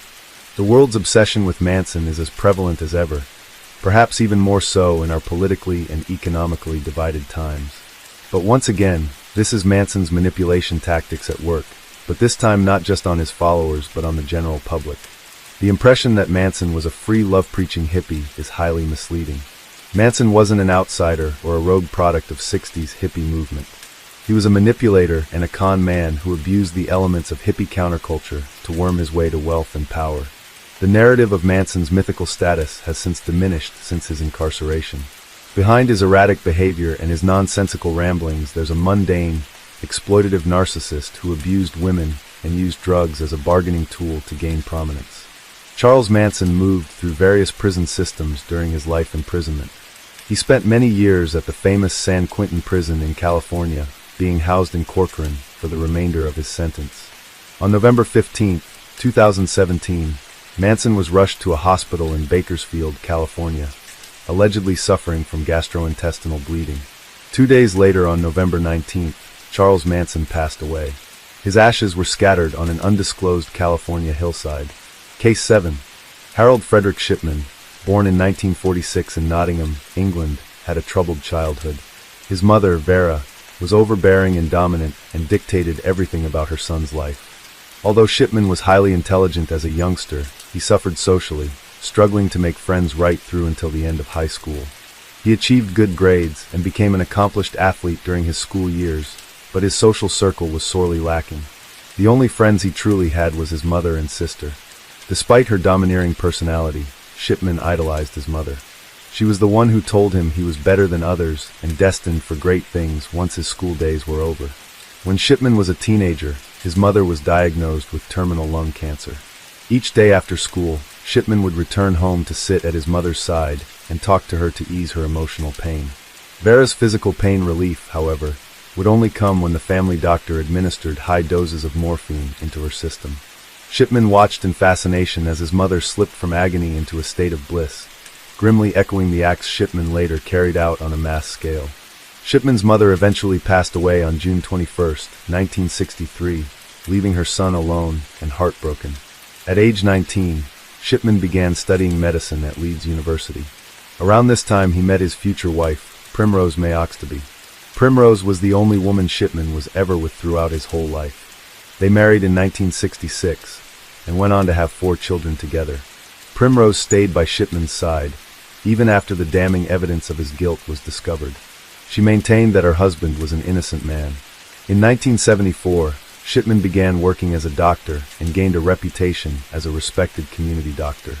But only a year later, he was caught forging prescriptions of pethidine, a painkiller similar to morphine, for his own use. He was fired from his position and sent to a drug rehabilitation center. Despite the lasting effects of this forgery on his record, Shipman was back working as a doctor 2 years later in Hyde, Manchester. How quickly he was able to do this, given that he was now widely known as a fraudulent professional, is evidence of his ability to manipulate others into believing his innocence. It wasn't long before he was back to being the respected community doctor he once was. For the next 23 years, Harold Shipman carried out a killing spree the likes of which are unparalleled in the annals of true crime, amassing somewhere in the region of 250 victims, a number similar to prolific serial killer Albert Fish. By night, he was a loving and devoted husband who raised 4 perfect children. But by day, he was a cruel and scheming killer, hiding his murderous desires behind the guise of the friendly neighborhood doctor. In 1998, a local undertaker named Alan Massey noticed that Shipman's patients were dying at an alarming rate. Massey was the person responsible for transporting the bodies of Shipman's victims from their homes, and quite often, he noticed things that didn't add up. Many of the patients were healthy and suffered no severe illnesses, so he couldn't understand why Shipman supplied them with such massive amounts of morphine. Massey confronted Shipman about it, but Shipman showed Massey each patient's certificate book which prescribed them morphine. However, these records weren't authentic. The death of Kathleen Grundy on June 24, 1998 would be the turning point for Shipman. Kathleen was discovered dead on her sofa by friends, and it came to light that Shipman had been with her only hours before she passed away. Shipman's excuse for being with Kathleen was he was taking blood samples for medical research. He also told Kathleen's daughter, Angela Woodruff, that an autopsy wasn't required to determine how she died.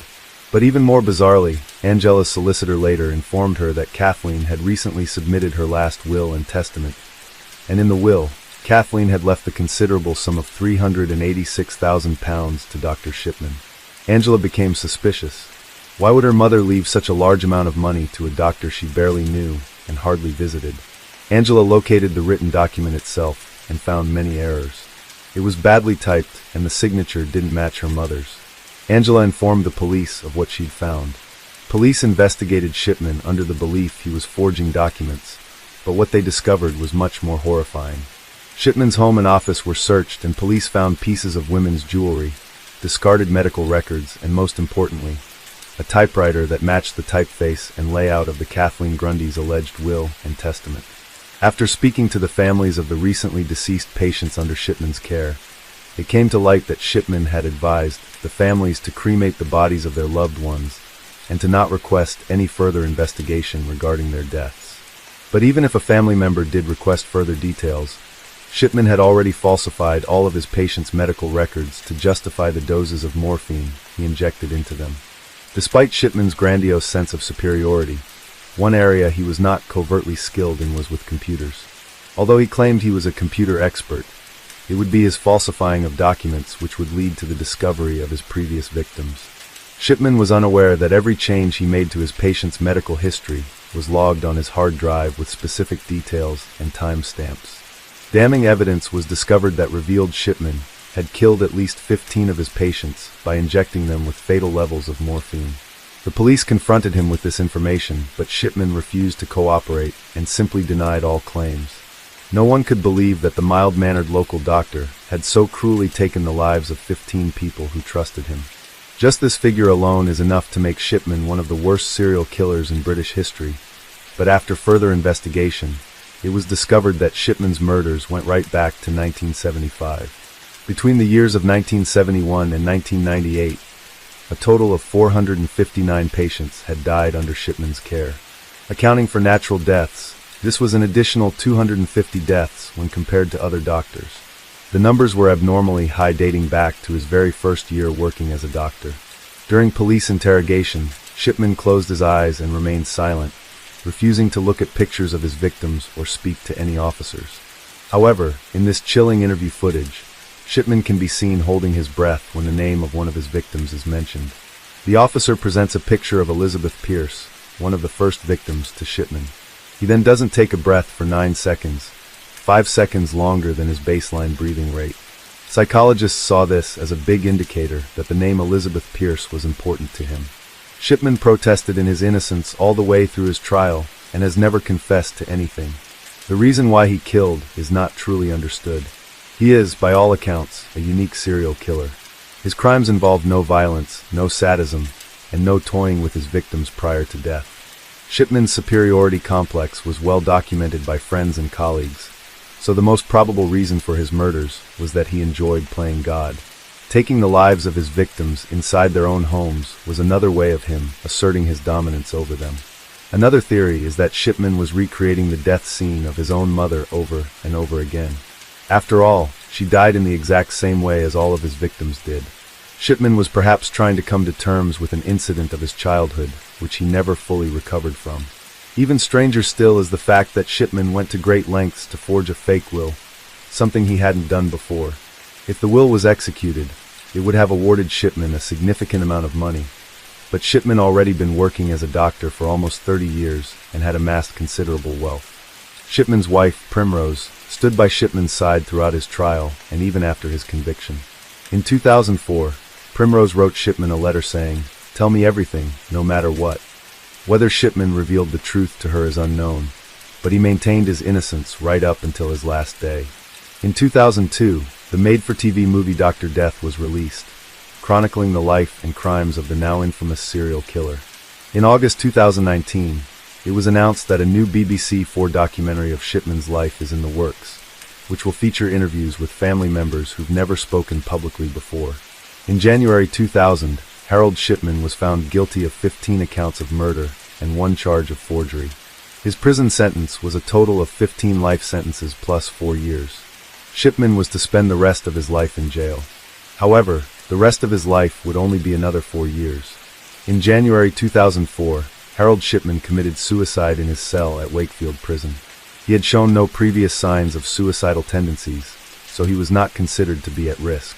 Shipman's suicide perfectly embodies the deception he was capable of. It was a final insult to the families of his victims. Case 8. Pedro Lopez, known as the Monster of the Andes, was nothing like the stereotypical pop culture depiction of criminals from South America.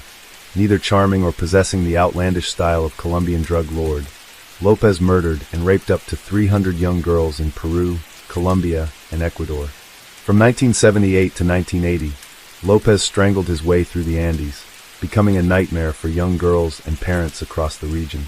Lopez's life combined dysfunction, poverty, and violence to breed someone known as the Monster of the Andes. Pedro Lopez was born on October 8, 1948 in Santa Isabel, Colombia. During this time, Colombia was in the first year of a civil war that would last another decade. Lopez's father was killed in the war when his mother, Belinda, was 3 months pregnant with him. Belinda, a sex worker, had 13 children. Lopez was polite as a child and wanted to be a teacher. Lopez later recalled that his mother was abusive. When he was 8 years old, his mother caught him molesting his younger sister. He later said, "My mother threw me out when I was 8 after she caught me touching my sister's breasts. She took me to the edge of town, but I found my way home again." When Lopez returned home, his mother took him on a bus to Bogota, Colombia, where she dropped him off over 200 miles away from home. By abandoning him, Lopez's mother put fuel on the future serial killer fire. His female victim profile goes back to his troubled relationship with this mother. Yet another check mark on the serial killer bingo card. Their strained relationship made him distrustful of women. He saw his mother as the source for all the suffering and heartaches in his life. Lopez claimed he did not like to talk to grown women or have sex with them.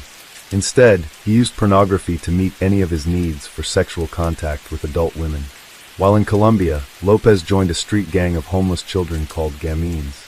During this time, Lopez started smoking bazuco, made from leftover cocaine paste. Tony Montana ain't got nothing on the gamines. While living on the streets, the young Lopez was picked up by a man who took him to an empty home and repeatedly sodomized him. When Pedro Lopez was 12, he was taken in by an American family and enrolled him in a school for orphans. Lopez stole money and ran away from the school after a male teacher allegedly molested him. After Lopez fled the school, he found himself yet again living on the streets. When the money he took from the school ran out, Lopez supported himself by stealing cars and selling the parts to local chop shops. In 1966, Lopez ended up behind bars with a 3-year sentence in a Colombian prison. On his second day in prison, Lopez was gang raped by 4 older inmates, something that is all too common in male-populated prisons as dominance and control within relations among prisoners. Lopez did not report the crime, but enacted his own form future serial killer justice insert law and order theme soundbite. In the weeks following the attack on Lopez, he fashioned a prison shank and slit the throats of 3 of the assailants over the next few weeks. Lopez received an additional 2 years added to his sentence for the murders. However, some sources say that Lopez did not receive the extra 2 years on his sentence, and that he was not suspected of the 3 murders. Based on his release in 1969, it is likely that he was not given the additional time. Not unlike other serial killers, he gave an interview while incarcerated. Often, serial killers enjoy talking about themselves at length, further feeding their narcissism. The monster of the Andes was no different. In 1992, Lopez was interviewed by Ron Leitner, a correspondent from the National Examiner. Given access to the monster's lair, Leitner's interview gave an insight into this killer no one had seen before, including information about his early life. He told Leitner he was subjected to sexual acts at a young age that had a lasting impression on him. In a rare moment of self-awareness, Lopez admitted why chose the victims he did. Pedro Lopez is quoted as saying, "I lost my innocence at age 8, so I decided to do the same to as many young girls as I could." Upon his release from prison, Lopez ended up in Peru, where he began his career as the monster of the Andes. Starting a pattern of evasion from records and authorities, Lopez made his way to Peru, where his series of murders began. Lopez started stalking and murdering young girls. Like many other serial killers, Lopez preyed on girls from lower socioeconomic classes. He would lure them to remote areas where he would rape, murder, and mutilate them and then dump their bodies. By 1978, less than a decade after his initial release from prison, Lopez later estimated that he had murdered at least 100 young girls in Peru alone. While in these remote areas of Peru, Lopez soon discovered an even easier victim to target: young girls from the native tribes in the region. The sparsely populated areas where these tribes lived were far away from the police and any form of justice. At least that's what Lopez thought. During an attempt to kidnap and then murder another victim, the Ayachucos, a tribe native to northern Peru, captured Lopez. The rules of tribal law dictated that anyone caught committing such a crime would receive a death sentence. Form of punishment? Being buried alive. Metal AF. The tribe stripped Lopez nude, beat him, and buried him up to his neck. He later said of the experience, "They had placed syrup on me and were going to let me be eaten by ants. Still metal AF." Before tribal justice was served, a Christian missionary from the United States convinced the tribe to release Lopez and turn him over to the Peruvian police. Not metal, Lopez was turned over to the authorities. The missionary, a female, placed a tied-up Lopez in the back of her Jeep, drove to Colombia, and dropped him off. Lopez said in a later interview that he didn't harm her because she was too old to attract me. Lopez was deported to his native Colombia. Peruvian authorities did not consider the crimes he committed in their country or his past criminal history. Once he was back in Colombia, he spent time traveling between his homeland and Ecuador, where he continued adding victims to his count. Lopez later noted the differences in his victims depending on the country. He said, "I like the girls in Ecuador. They are more gentle and trusting, more innocent." Gross. While in Ecuador, his crimes did not go unnoticed. Hundreds of missing girls were reported, and with little help from the authorities, the victims' families set out to find their missing daughters themselves, with many placing ads in local newspapers. When the authorities took notice as the number of missing girls rose in both Colombia and Ecuador, they suspected it was a part of the growing sex slave trade in the region. Lopez's reign of terror in the Andes would soon end with the help of Mother Nature. In April 1980, a flash flood in Ecuador uncovered the bodies of 4 missing girls. Several days later, Lopez visited a busy market and attempted to kidnap the daughter of a vendor at the market. The vendor, Carlina Ramon, called for help, and a mob of townspeople helped capture the monster who had terrorized their community. Once in custody, Lopez refused to talk. It wasn't until a policeman dressed a priest entered his cell that he confessed. Lopez took authorities to the graves of some of his victims, where police uncovered 57 bodies. Pedro Lopez was charged with 110 murders, but claimed he was responsible for 200. He was found guilty of a measly 57 murders and sentenced to 16 years in prison. The lenient sentence was due to Ecuador's laws at the time. In 1994, Lopez was released from prison for good behavior after serving 14 years. He was deported to Colombia, where police attempted to charge him with another murder. He was declared insane and institutionalized. Only 4 years later, he was declared sane and released after a bail payment of $50. After his release, he went to visit his mother and demanded his inheritance. Spoiler, there wasn't one.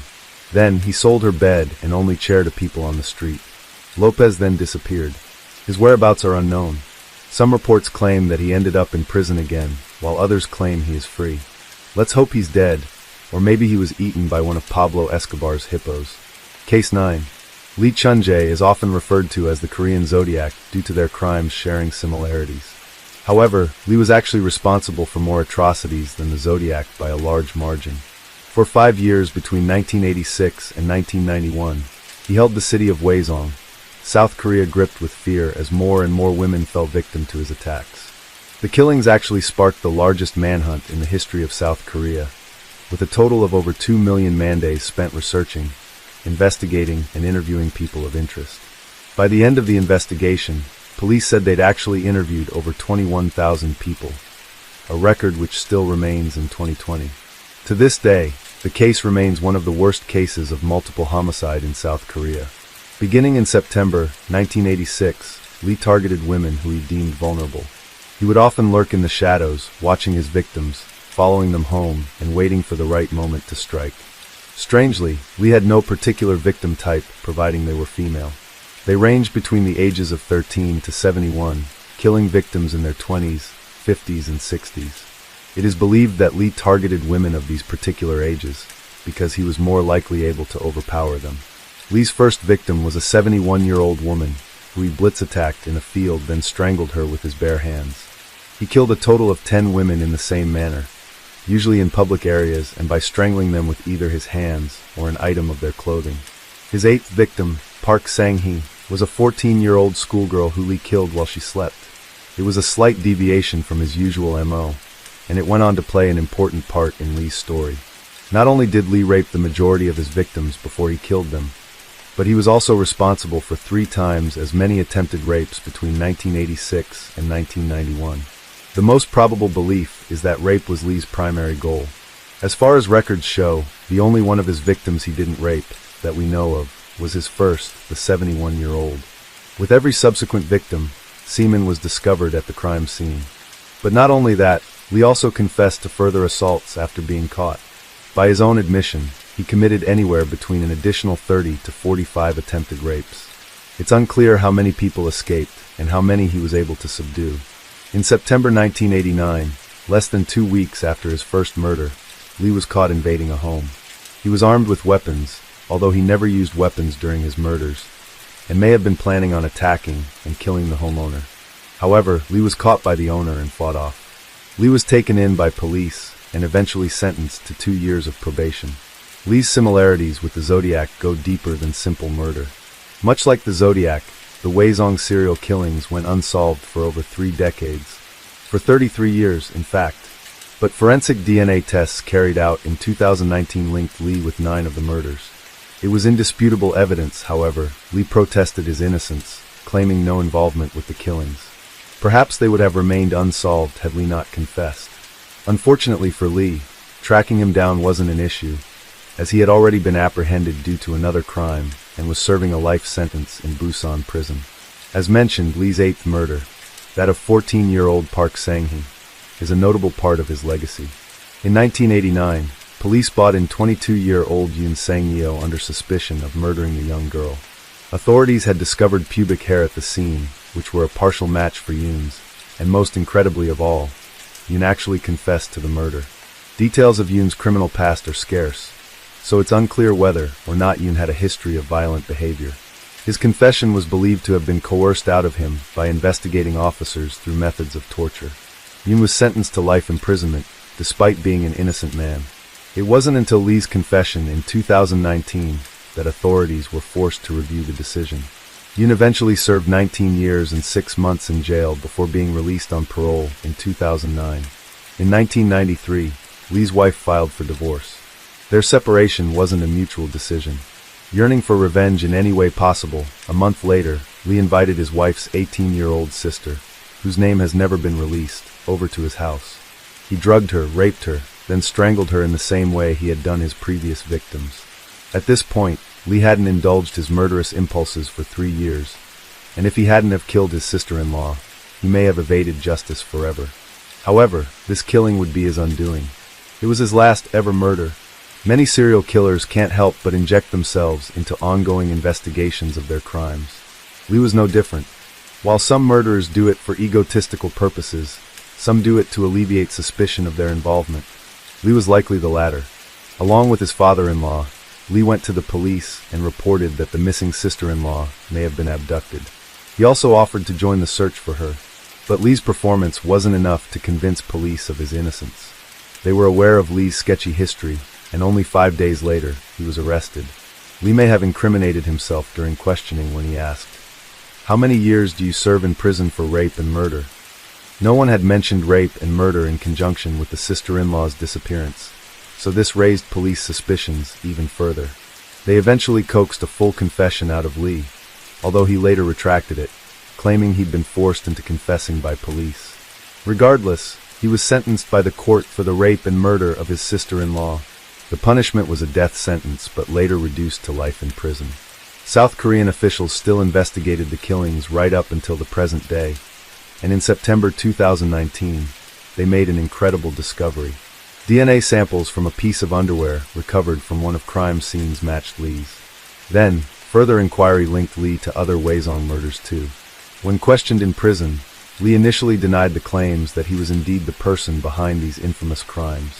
But on October 2, 2019, it was officially announced that South Korean police had found the man responsible for the serial murders. All 10 of the Weizong murders were officially attributed to Lee, with him reportedly having confessed to all of them willingly. This included the significant 8th murder, the one which someone else had already taken the blame for. But more chillingly, Lee confessed to an additional 5 killings, 3 of which took place in Weizong like the others, but 2 occurred in Cheongju, the capital city of the North Chungcheong province.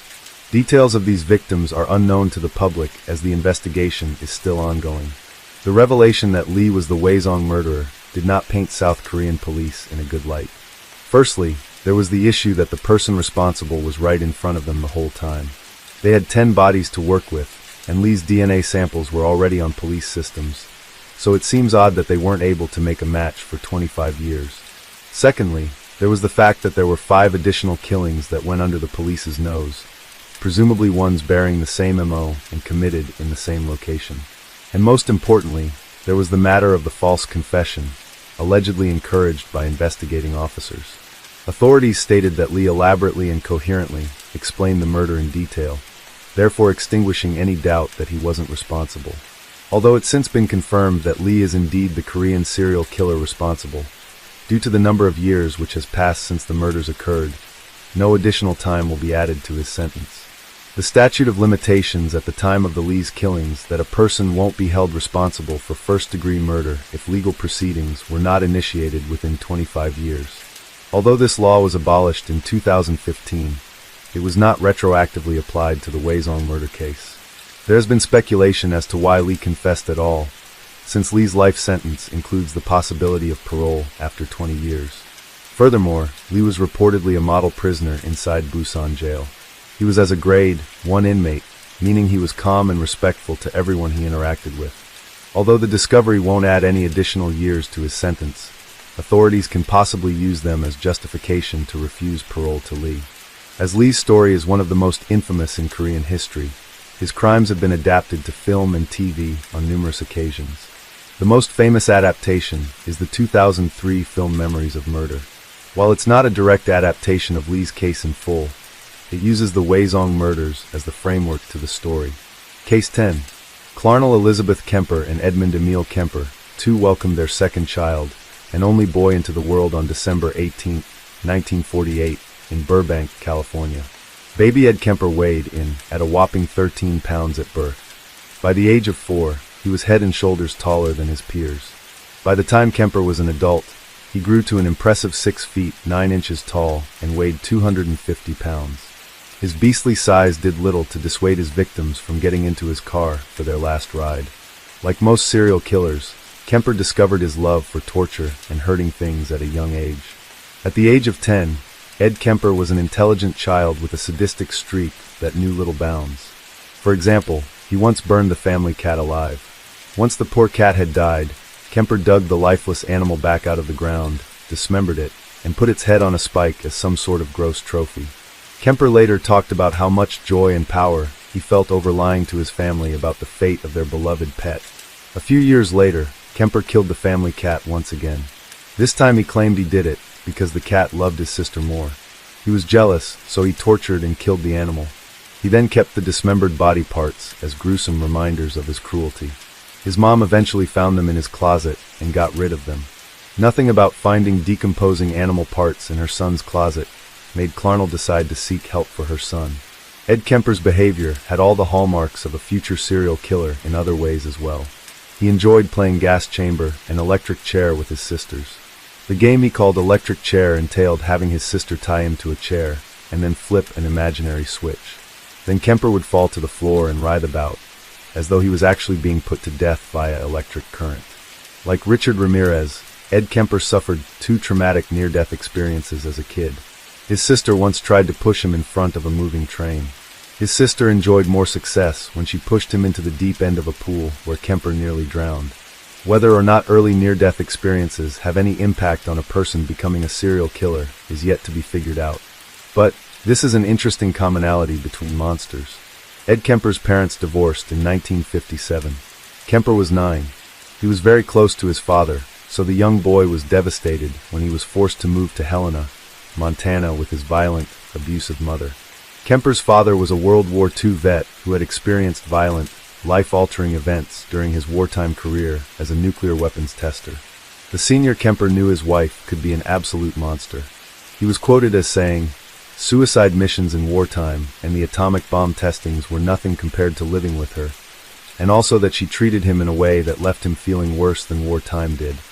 As a grown man, more than 396 days and nights of fighting on the front did. Yet, when the couple split, he allowed his wife to take the children far from the only home they knew. A young Ed Kemper suffered at the hands of his abusive, neurotic, alcoholic mother. She constantly belittled, made fun of, and terrorized the boy. She made him sleep in the cold basement because she said she was afraid he would harm his sisters. Maybe she was onto something there. She refused to coddle the boy, denying him affection for fear she would turn him gay. She would constantly make fun of his size, as Kemper stood 6 feet 4 inches tall at 15 years old. She would call him a real weirdo, and tell him no woman would ever want him, as he was just like his father, the same father young Kemper adored. After suffering near constant abuse at the hands of his mother for 5 long years, Kemper ran away, back to California to be with his father again. Kemper lived with his father again for a short time. However, Kemper's presence made it difficult for his father to enjoy his new life. He had remarried and gained a stepson. Kemper was sent to North Fork in the mountains of California to reside with his paternal grandparents, Maud and Ed Kemper. Sending Kemper away to live with his grandparents felt very much like rejection by his father. Once there, Kemper did not settle quietly into his new life. He felt his grandmother was senile and projected his hate for his mother onto the woman. He accused his grandma of emasculating his grandfather and himself, just as his mother did to Kemper and his father. It wasn't long before tensions in his grandparents' home became too much for Kemper to deal with. On August 27, 1964, when Kemper was only 15 years old, Kemper argued with his grandmother while at the kitchen table. She asked him to stop killing birds. This enraged Kemper, causing him to storm off and grab the .22 caliber rifle his grandfather had given him for hunting. He then shot his grandmother once in the head and twice in the back. Some reports state there were multiple post-mortem stab wounds over the woman's body, a clear sign of the rage brewing in the mind of a young Edmund Kemper. Kemper was not finished with his first kills. He waiting for his grandfather to come home, shooting him in the driveway. He later said he only killed his grandfather to keep him from finding his dead wife. Kemper's youth and inexperience got the best of him at this point. He was unsure of what to do after murdering his grandparents. So he called his mother. Surely, with as cruel as she was, she would be the right person to call when looking for what to do after committing his first brutal murders. His mother advised the boy to call the police and wait for them to arrive. Ed Kemper was diagnosed as having paranoid schizophrenia by court psychiatrists before being sentenced to the California Youth Authority and placed in the Atascadero State Hospital Criminally Insane Unit. Psychiatrists felt the murders of his grandparents were a way for Kemper to get back at his parents for the rejection of by his father and abuse at the hands of his mother. While at Atascadero State Hospital, another set of psychiatrists performed their own battery of tests. They felt Kemper was not at all a paranoid schizophrenic. The tests given to Kemper indicated that he showed no flight of ideas, no interference with thought, no expression of delusions or hallucinations, and no evidence of bizarre thinking. These are all hallmarks of a diagnosis of paranoid schizophrenia. Kemper was instead diagnosed as having a personality trait disturbance, passive-aggressive type. Initially, Kemper's IQ was tested at 136. Later he was retested as having an IQ of 145. Kemper was a model prisoner. He worked to endear himself to staff at the hospital, eventually gaining the ability to perform psychiatric tests on other patients. Like John Wayne Gacy, Kemper became a member of the JCs while hospitalized.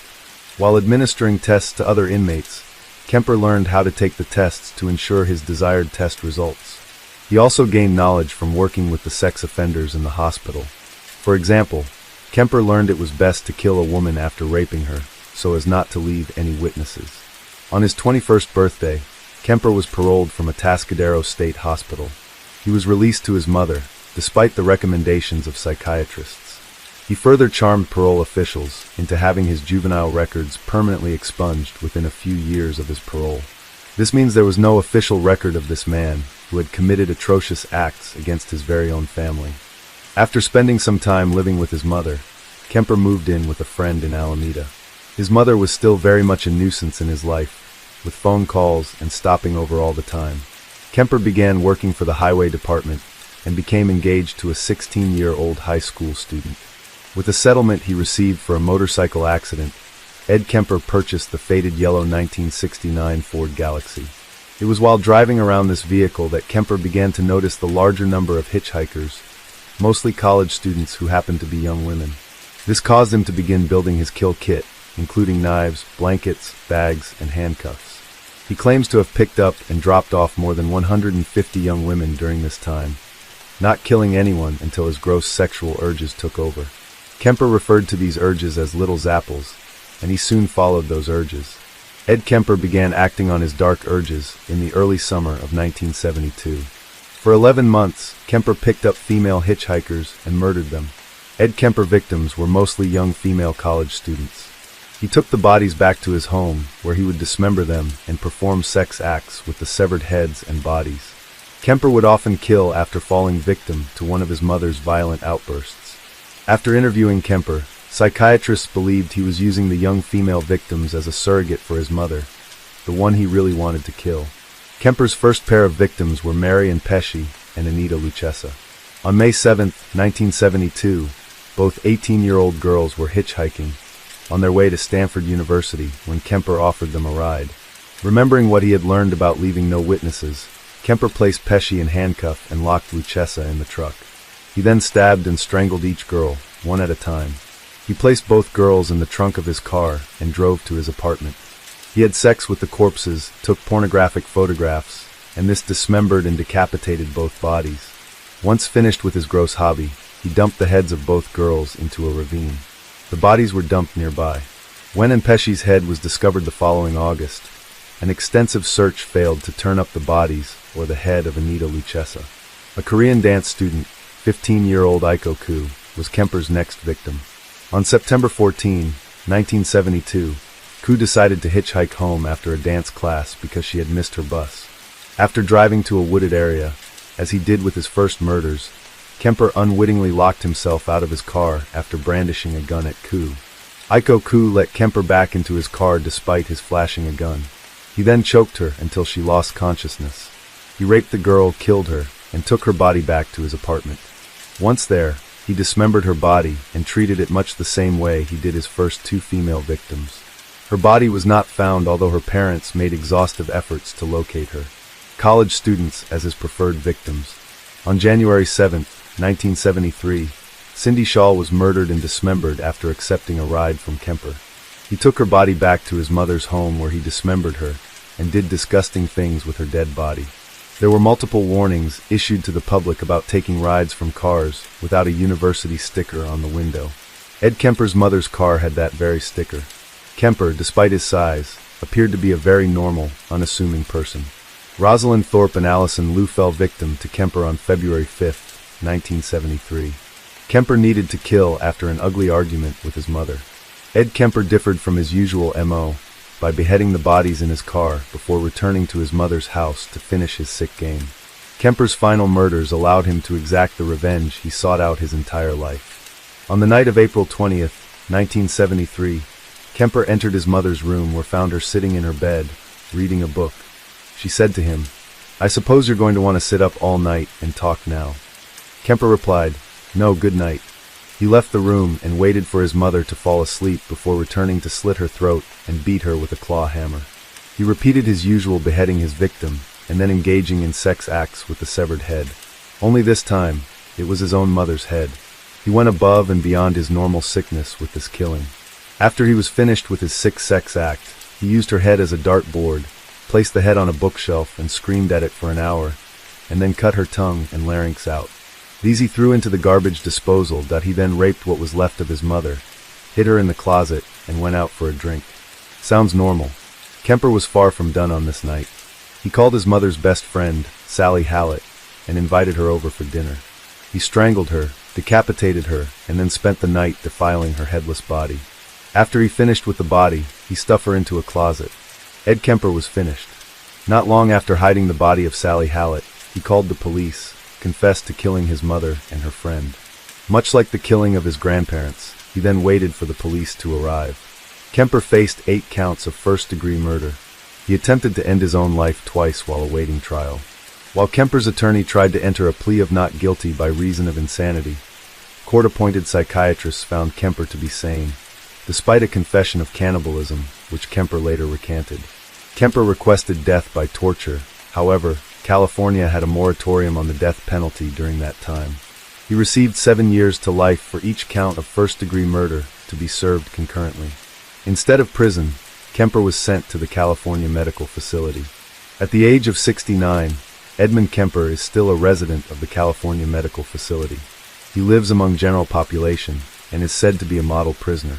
He first came eligible for parole in 1979. He was denied parole in 1979, 1980, 1981, in 1982. After those denials, Kemper waited his right to a parole hearing, stating his belief that no one will ever grant him parole. Perhaps Kemper is one of those people who actually thrive within the confines of prison. He waived his hearing in 2017. Kemper won't become eligible for parole again until 2025. There are multiple interesting, in-depth interviews available with Ed Kemper. He discusses his belief that there are multiple spree killers at work in the United States. He talks about his passion for killing and how the urge would overtake him. He states he felt some semblance of guilt or apprehension over killing young women. The videos of the interview show a very average-looking man discussing his penchant for extreme violence. The Netflix series Mindhunter features a number of scenes with Ed Kemper in the first season. Ed Kemper proves to offer valuable insight into the mind of this type of killer. His character discusses his mother and how she turned him into a monster. He discusses again his theory of how many serial killers there are at work in America at any given time. The actor portraying Ed Kemper did a wonderful job capturing his attempts at being a normal person who also kills and does despicable things to his victims. His scenes are dark, chilling, and disturbing. Ed Kemper quotes, "One side of me says, I'd like to talk to her, date her. The other side of me says, I wonder what her head would look like on a stick. I remember there was actually a sexual thrill. You hear that little pop and pull their heads off and hold their heads up by the hair. Whipping their heads off, their body sitting there. That'd get me off. With a girl, there's a lot left in the girl's body without a head. Of course, the personality is gone. I just wanted to see how it felt to shoot grandma. If I killed them, they couldn't reject me as a man. It was more or less making a doll out of a human being. And carrying out my fantasies with a doll, a living human doll." Case 11. Edward Theodore Gain was born in a small Wisconsin farming community in the early 1900s and is one of the most notorious serial killers from Wisconsin. Gain's mother Augusta was a controlling, domineering, and deeply religious woman who isolated Ed and taught him that women were evil. The two lived alone after the deaths of Ed's father and brother. After her death, Ed began to act on his morbid fascination with the female body. He studied anatomy texts and accounts of the terrible experiments performed by the Nazis in concentration camps. He then moved on to grave robbing, digging up recently buried female corpses from nearby cemeteries. He chose the bodies of women who were roughly the age of his mother at the time of her death. He dissected the bodies, keeping the sexual organs and making suits out of the skins, the inspiration for Buffalo Bill and Silence of the Lambs. At some point, he moved on from grave robbing to murder, choosing middle-aged women similar to his mother as his victims. The reclusive Gain's presence in town was connected to the disappearance of one local woman, and when authorities went to his isolated farmhouse, they discovered a true house of horrors. The farmhouse was filled with Ed's ghastly souvenirs. Here are some Ed Gain crime scene photos of his house. Among the discoveries, a decapitated and gutted female body hung upside down in the kitchen, the most recent victim. Bowls made out of skulls, lampshades, chair upholstery, and a wastebasket made from human skin. 9 skinned faces of women hanging on the bedroom wall. A belt made of nipples, skulls on the bed posts, leggings and a corset made from skin, and a box full of female private parts. This is only a partial list. The remains of at least 15 female bodies were found at the house. Gain told authorities he enjoyed dressing in the female skins and masks, and pretending he was his mother. He spent 10 years in a mental hospital until he was declared fit to stand trial. He was found guilty of murder, and also criminally insane. He spent the rest of his life in 2 different mental institutions, dying at the age of 77 in 1984. The book details Ed's infamous murder house, and will captivate you from the moment you start reading. I literally read the entire book in one sitting. Gain's disturbing legacy lives on in famous movies like Psycho, The Texas Chainsaw Massacre, and The Silence of the Lambs, as well as Deranged, 3 on a Meat Hook, Motel Hell, Maniac, Ed Gain, The Butcher of Plainfield, and Ed and His Dead Mother, a dark comedy with Steve Buscemi.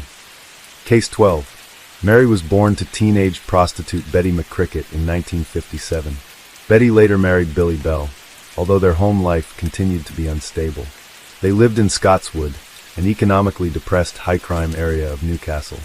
Mary claimed that her mother tried to kill her on several occasions, and she testified that she was subjected to frequent sexual abuse. By the time of the killings, she was already known at school as an attention seeker. The first of the Mary Bell murders occurred on May 25, 1968, the day before her 11th birthday. 4-year-old Martin Brown's body was found in a vacant house in Scotswood. Although she strangled the boy, her grip was not strong enough to leave ligature marks, leading to uncertainty about the cause of death. 2 days later, Mary and 13-year-old Norma Bell, no relation, broke into and vandalized a nursery. They left notes claiming responsibility for the murder, although police initially dismissed the confession as a prank. On July 31, 1968, she killed again. Mary and Norma strangled 3-year-old Brian Howe, leaving his body on wasteland in the Scotswood area. Before leaving the crime scene, she carved the letter M into the boy's stomach with scissors. She also cut off part of his hair, scratched his legs, and mutilated his penis. The medical examiner suspected the criminal might be a child because relatively little force was used. Eventually they linked Brown's murder with Howe's, and police questioned children throughout the area, looking for anyone with clues to Howe's murder, or anyone who couldn't substantiate their whereabouts. The break in the case came when Mary and Norma gave inconsistent answers. Detectives brought in both girls for further questioning. Mary tried to blame the killings on an older boy, but Flora, who was more timid, broke down and accused Mary. The case went to trial in December 1968. Norma testified that she begged Mary to stop hurting Howe. She was acquitted of her role in the killings. On the other hand, Mary, at the time the youngest serial killer in British history, was convicted of manslaughter instead of murder. The jury concluded she had diminished responsibility based on court-appointed psychiatrist's testimony that she exhibited classic symptoms of psychopathy. Yet she still posed a very grave danger to other children. Justice Cusack ruled, and he sentenced her to be detained at Her Majesty's pleasure. With no fixed termination date, detention at Her Majesty's pleasure was effectively a lifetime sentence, unless the government chose to release her. She was imprisoned in the Secure Children's Unit at the Red Bank Community Home. In 1970, she falsely accused a guard of sexually assaulting her. The guard was acquitted in court. When she reached adulthood, she was transferred to the more court-open prison. She and another prisoner escaped briefly in 1977. Although they were apprehended 3 days later, in the interim they met and spent the night with 2 boys. She made headlines not only for her escape, but the account of losing her virginity that night. She was released from prison in 1980, at age 23, after serving 12 years of her sentence. The Home Office granted her a new name and protected her identity, so she could live in anonymity without harassment. The press has always strived to find her, however. She has had 3 identities and has moved at least 5 times. The anonymity order also covered her daughter, who was born in 1984. The daughter did not know of her mother's murderous past, at least initially. The protection was supposed to extend to her daughter only until her 18th birthday. In 2003, in a much-publicized case, the High Court granted both Mary and her child the right to live in anonymity for the rest of their lives.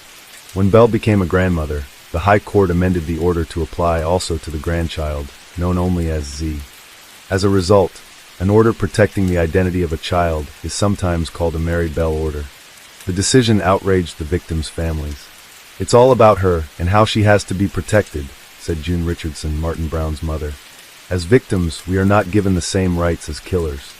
One time that the anonymity was broken was in 1998, when she was paid to cooperate with author Giddy Sereni's book about the Mary Bell murders. Brown's sister Sharon expressed outrage, saying she hoped the government would set limits on Mary's ability to profit from book or movie deals. But Sereni justified it by saying Mary had not demanded money. She thought Mary would have cooperated even without payment. For someone like Mary who always sought attention, that might be true. Case 13. Often called the boss of bosses of Russian organized crime, Semyon Mogilevic is a figure notorious for his far-reaching influence in criminal enterprises worldwide. Born in 1946 in Kyiv, Ukraine, Mogilevic rose through the ranks of the Soviet underworld, accumulating power and wealth. He forged international connections that would make him one of the world's most elusive and powerful crime lords. Mogilevic's operations extended across Europe, North America, and the former Soviet states. He became involved in an array of illicit activities including arms trafficking, money laundering, extortion, drug distribution, and more. Mogilevic's influence grew in the 1980s after he joined the Lubeltskaya and Saltsevskaya Bratva, 2 powerful Russian crime syndicates. These organizations operated with relative impunity in the unstable post-Soviet era, where weakened law enforcement and economic turmoil created fertile ground for organized crime. Mogilevich capitalized on this lawless environment, setting up a network of shell companies and fake identities to obscure his activities. Through a sophisticated web of legitimate-looking businesses, he was able to launder massive sums of money through banks in Eastern Europe and the United States. This cemented his reputation as the brainy Don for his strategic, calculated approach to crime. One of his most infamous operations took place in the 1990s through the Pennsylvania-based company YBM Magnex. Ostensibly a manufacturer of magnets, YBM Magnex was in reality a front for laundering millions of dollars. Mogilevich used it to defraud investors and funnel profits back to his criminal enterprise. It was only when U.S. federal authorities intervened in 1998 that the scheme was uncovered, with YBM Magnex's assets frozen and the company shut down. While U.S. authorities identified Mogilevich as the mastermind, they were unable to bring him to justice due to his well-guarded movements and protective international network. Throughout his rise, Semyon Mogilevich was embroiled in conflicts with rival Russian crime groups, especially as he expanded his operations into Europe and North America. The Russian mafia landscape was notoriously fragmented and competitive, with gangs often engaging in violent conflicts over territories and resources. The Saltsevskaya Bratva, in particular, became Mogilevich's significant ally, allowing him to strengthen his power base and outmaneuver rivals. However, some groups saw Mogilevich as a threat due to his international influence and willingness to work with foreign partners, which brought unwanted attention from Western law enforcement. Despite the numerous warrants and charges against him, Mogilevich has evaded capture, benefiting from the protection of high-ranking political figures in Russia. Allegedly, his connections extend to influential government officials, making him almost untouchable within Russian borders. In 2009, the FBI added Mogilevich to its 10 most wanted list, though he was later removed as authorities acknowledged the unlikelihood of his capture without cooperation from Russian law enforcement. His elusiveness has made him a symbol of the intersection between organized crime and state protection. Mogilevich's legacy is one of global crime and corruption. His success in evading capture underscores the challenges of combating organized crime across international borders, especially when criminals have state protection. Today, he remains a shadowy figure whose influence has shaped the face of Russian organized crime. His story highlights the difficulties of prosecuting powerful criminal figures who operate across multiple jurisdictions with virtual impunity. Case 14. Donald Nielsen, notoriously known as the Black Panther, was one of Britain's most feared criminals during the 1970s. His crimes, which included a series of violent robberies and the brutal kidnapping and murder of 17-year-old Leslie Whittle, shocked the nation and led to one of the most intense manhunts in British history. Born Donald Nappy in 1936, Nielsen grew up in Bradford, West Yorkshire. He changed his surname to Nielsen to avoid the ridicule associated with his birth name. A former soldier, Nielsen's early life was marked by a rigid sense of discipline, which he later applied to his criminal activities. Initially, he began his criminal career with petty burglaries, but as time went on, his crimes became increasingly violent. In the early 1970s, Nielsen committed over 400 burglaries across the country, meticulously planning each one to avoid capture. However, it was his transformation into a violent armed robber that earned him the nickname Black Panther, due to his stealth and the black clothing he wore during his crimes.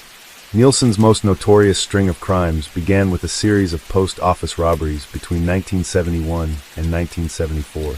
During these raids, Nielsen shot and killed 3 sub-postmasters, Donald Skepper, Derek Aston, and Sidney Grayland. These murders were cold and calculated, demonstrating Nielsen's ruthlessness and his willingness to kill to achieve his goals. However, it was the kidnapping of Leslie Whittle in January 1975 that truly cemented Nielsen's place in criminal infamy. Whittle, the daughter of a wealthy coach company owner, was abducted from her home in Shropshire. Nielsen had learned of the Whittle family's wealth through media reports and saw an opportunity for a large ransom.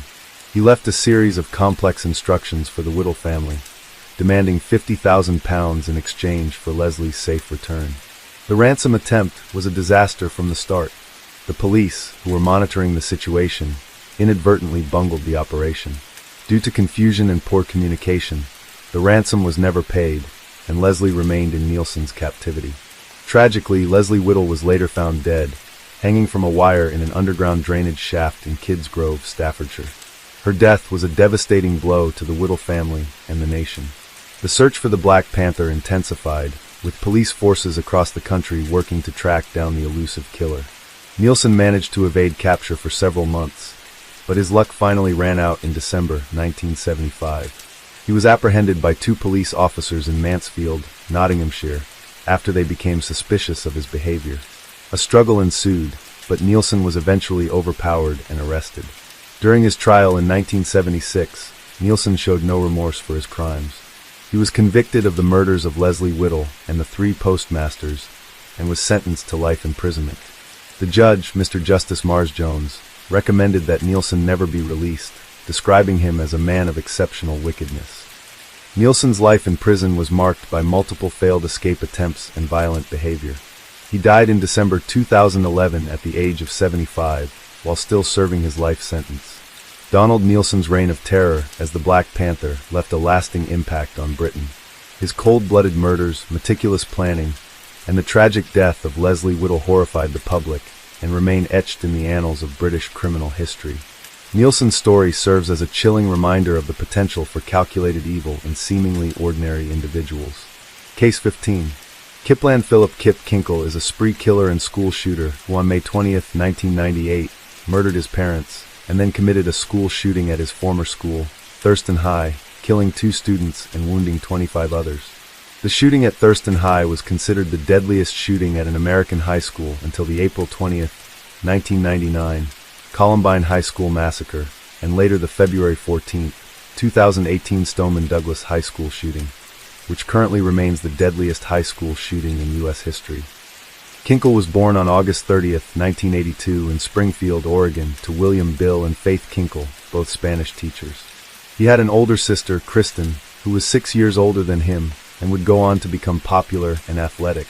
Sometime from 1986 to 1987, the Kinkles spent a sabbatical year in Spain, where he attended a non-English-speaking elementary school. Because the teacher spoke only in Spanish, this made learning very difficult for Kinkle. Upon returning to Springfield, he attended Walterville Elementary School, but had to repeat the first grade after his teacher cited his immaturity and lack of development in physicality and emotions. In the second grade, Kinkle was tested to see if he was eligible for special education services, but scored an average score on the neurological screening test, therefore not qualifying. He was noted to have disadvantages in particular motor skill and in spelling, and that his frustration and anxiety was alarmingly high. In the third grade, he continued to have problems in writing and spelling, but did extremely well in mathematics.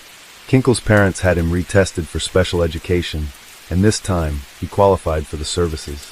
By the end of the year, Kinkle performed outstandingly academically and had allegedly controlled his frustration. In the fourth grade, he was diagnosed with dyslexia, a learning disability. Luke Woodham, the Pearl High School shooter. By the time he transitioned into middle school, Kinkle started getting himself in trouble with authority. When he was in the 7th grade, Kinkle and some of his friends purchased bomb-making instructional manuals, such as the Anarchist Cookbook, online at school. In the 8th grade, he was caught shoplifting CDs from a local Target store and, unbeknownst to anyone, also purchased a sawed-off shotgun from a friend and hid it in his bedroom. On January 4, 1997, he and a friend went to a snowboarding clinic in Bend, Oregon. There, the two were arrested for throwing rocks at cars driving down a highway, one of which struck a car. It is unknown which of the two threw the rock, though Kinkle alleges it was his friend. Both were charged and referred to the Department of Youth Services, where Bill and Faith picked Kinkle up. As a result of this incident, Kinkle was brought to psychologist Dr. Jeffrey Hicks by his mother. In this meeting, Hicks didn't find any signs of a thought disorder or psychosis and diagnosed Kinkle with major depressive disorder. Also, according to his notes, Kinkle became tearful when talking about his father, whom he had a strained relationship with. On February 26th, he and his parents visited psychologist Dr. John Crumbly, who described Kinkle as being remorseful about the rock-throwing incident. Kinkle was eventually sentenced to 32 hours of community service. Bethel 20 Evan Ramsey, the Bethel High School shooter. Despite his visits with Hicks, which told of Kinkle's improvement, he was suspended for 2 days on April 23rd for assaulting a student after Kinkle was shoved by him. On April 29th, he was suspended again for 3 days after throwing a pencil at another student. On June 2nd, Hicks recommended the use of antidepressants, and Kinkle was soon put onto Prozac, which seemed to work. On June 27th, Kinkle was allowed to purchase a gun and bought a 9mm Glock 19 semi-automatic pistol. The purchase was made without Dr. Hicks' knowledge. Initially, Bill didn't allow for guns to be in the house, but changed his mind in order to allow Kinkle to take some gun safety lessons. On July 30th, his emotional improvement allowed for the discontinuation of counseling. During the summer, Kinkle purchased a .22 caliber Ruger Mk2 semi-automatic pistol from a friend and hid it from his parents. When the summer ended, he entered Thurston High School, where he excelled academically and was even invited for the freshman football team. On September 30th, Bill purchased a .22 caliber Ruger 10/22 semi-automatic rifle for Kinkle. He also purchased a hunting knife. At this point, he had begun hanging out with a tougher group of students and played with explosives, excusing the latter as means to vent out his anger. Michael Carneal, the Heath High School shooter. During Kinkle's time in high school, a string of school shootings occurred. First, on October 1st, 16-year-old Luke Woodham stabbed and bludgeoned his mother to death, then used a Marlin Model 336.30-30 caliber lever-action rifle to kill 2 students and injured 7 others at Pearl High School in Pearl, Mississippi, before being apprehended and arrested. This was followed by another school shooting in West Paducah, Kentucky, on December 1st, when 14-year-old Michael Carneal opened fire on a group of praying students at Heath High School, killing 3 and injuring 5, before surrendering to authorities.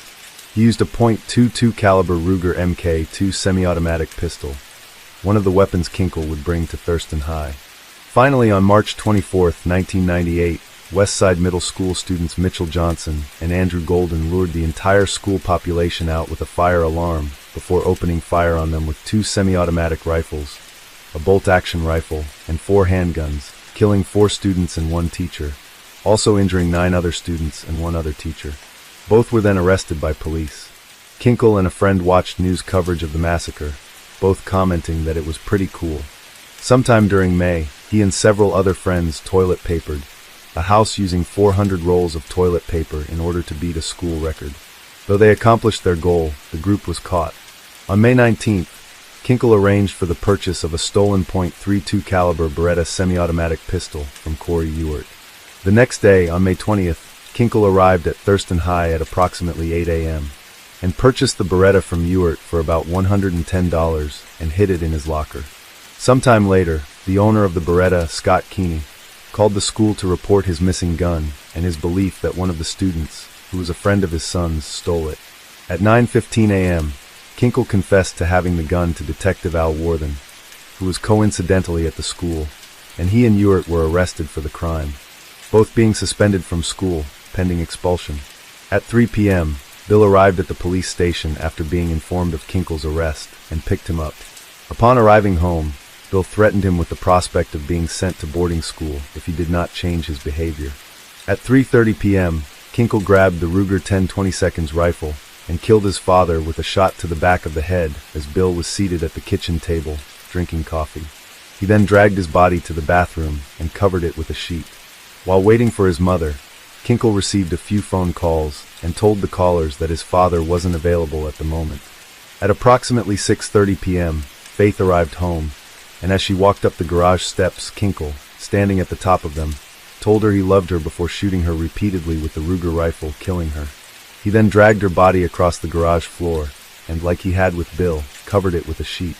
On May 21st, the following morning, Kinkle listened to the song Liebestod 1 from the 1996 film Romeo and Juliet. He then left the house, dressed in a long trench coat that hid his 3 firearms, and also had his hunting knife taped to his leg. In his backpack was 1,127 rounds of ammunition. Driving Faith's Ford Explorer to Thurston High School, he parked on North 61st Street, 2 blocks from the school, and took a shortcut through a dirt path. At 7:55 a.m., he entered the school, firing 2 shots in the hallway with the Ruger rifle. 2 students, Ben Walker and Ryan Atterbury, were both hit and wounded. He then ran inside the school cafeteria, which was currently occupied by around 200 students, and fired the remaining 48 shots into the crowd, killing Michael Nicolausen and injuring 22 others, 2 of them critically. Kinkle then aimed the rifle at student Michael Crowley and tried to shoot him, but the rifle's magazine was empty. When he tried switching magazines, 17-year-old student Jacob Riker took this opportunity to tackle Kinkle to the ground. Jacob's brother Joshua, brothers Doug and David Ure, Adam Wahlberger, and at least one other student joined in with Jacob in their efforts to pin down Kinkle. In retaliation, Kinkle drew his 9mm Glock 19 and fired several shots, hitting and injuring Jacob and another student, it is unknown which student, before being completely subdued. At 8:04 a.m., Officer Dan Bishop, the first officer to arrive at the scene, arrested Kinkle. At 8:50 a.m., Kinkle was taken to the police station, where he was locked in an interview room. He managed to retrieve his hunting knife despite his cuffed hands, and when Detective Al Warthen entered the room, Kinkle threatened him with the knife, continuously charging at him. Warthen then used pepper spray on him when he attempted to slash his wrists with the knife, while another detective present knocked away the knife. At 9:30 a.m., 3 Lane County sheriffs arrived at the Kinkle house, discovering Bill and Faith's corpses, for homemade bombs constructed by soda cans, and a 5th bomb and a fire extinguisher. After evacuating 15 nearby houses, explosive devices were detonated on the Kinkle house, and police discovered 2 stashes of inactive bombs, one in the crawlspace underneath the house porch, the other in Kinkle's bedroom. Also recovered were a hand grenade, casings to 2 howitzer shells, and fireworks and unspecified chemicals. On May 22, 1998, Kinkle was arraigned, being charged with 58 felony counts, including 4 counts of aggravated murder and 26 counts of attempted murder. During the arraignment, the defense presented mental health experts to argue that Kinkle was mentally ill at the time of the shooting spree, with psychologist Dr. William H. Sack commenting that the events would have been prevented if his mental troubles had been recognized and treated earlier. Jeffrey Hicks, however, testified that Kinkle was in satisfactory mental health by the time his parents stopped therapy. On September 24, 1999, he pleaded guilty to all of the counts he was charged with, and on November 11th, he was sentenced to 111 years in prison without the possibility of parole. During this hearing, Kinkle apologized for committing the killings. On June 19, 2007, almost 10 years after the killings, Kinkle sought a new trial, citing that his lawyers didn't take his case to trial and used the insanity defense. The now-retired William Sack and a clinical psychologist, Dr. Orrin Bolstad, supported these claims, stating that Kinkle exhibited symptoms of paranoid schizophrenia, which he had managed to hide away after viewing it as an abnormality and an obstacle to his leading of a social life. According to them, he experienced hallucinations and maintained delusions. Some of the latter included the Walt Disney Company trying to take control of the U.S. and the government implanting a computer chip inside his brain. 2 months later, his request was denied by a Marion County judge, but he appealed, arguing that he had had ineffective assistance in counseling during the initial trial. On January 12, 2011, the Oregon Court of Appeals denied the appeal. To date, January 2013, Kinkle is currently incarcerated at the Oregon State Correctional Institution in Salem, Oregon, having been transferred there from the Oregon Youth Authority on June 11, 2007. As of 2020, he is currently 38 years old. Kinkle attacked most of his victims by shooting them with a sawed-off .22 caliber Ruger 10/22 semi-automatic rifle. But when he was subdued, he briefly used a 9mm Glock 19 semi-automatic pistol. He also brought a .22 caliber Ruger Mk2 semi-automatic pistol and his hunting knife to the school, but didn't use either, though he used the latter in an attempt to commit suicide by cop. After killing his parents, Kinkle dragged their bodies, covered them with sheets, and then booby-trapped them by placing 5 explosives under the corpses, but this trap failed. Known victims: 1998, May 20th, William and Faith Kinkle, his parents, both shot. William Bill Kinkle, his father, shot in the back of the head. Faith Kinkle, née Zaransky, his mother, shot twice in the back of the head, 3 times in the face, and once in the heart. May 21st, the Thurston High School shooting. The hallway shooting: Ben Walker, 16, shot with a .22 rifle, died at the hospital. The school cafeteria shooting: Michael Nicolausen, 17, shot with a .22 rifle. May 21st, 1998, the Thurston High School shooting. The hallway shooting: Ryan Atterbury, was shot with a .22 rifle. The school cafeteria shooting: Jennifer Aldridge, shot in the hand and chest with a .22 rifle. Teresa Miltenberger, 16, shot in the forehead and nearly killed. Bettina Lynn, 18, shot twice in the lower back and ankle. The first bullet nearly missed her spine. Jesse Wally, 16, shot in the back. 18 other unnamed students, all injured. Michael Crowley attempted to shoot with a .22 rifle, but it was empty. Jacob Riker, 17, shot in the lung with a .22 rifle, then shot in the knuckle with a 9mm handgun. An unnamed student was shot with a 9mm handgun. Numerous unnamed people attempted to kill with explosives. Detective Al Worthen attempted to charge with a knife. Note, numerous other students were also injured, but not by gunshot wounds. Instead, they were wounded during a resulting stampede.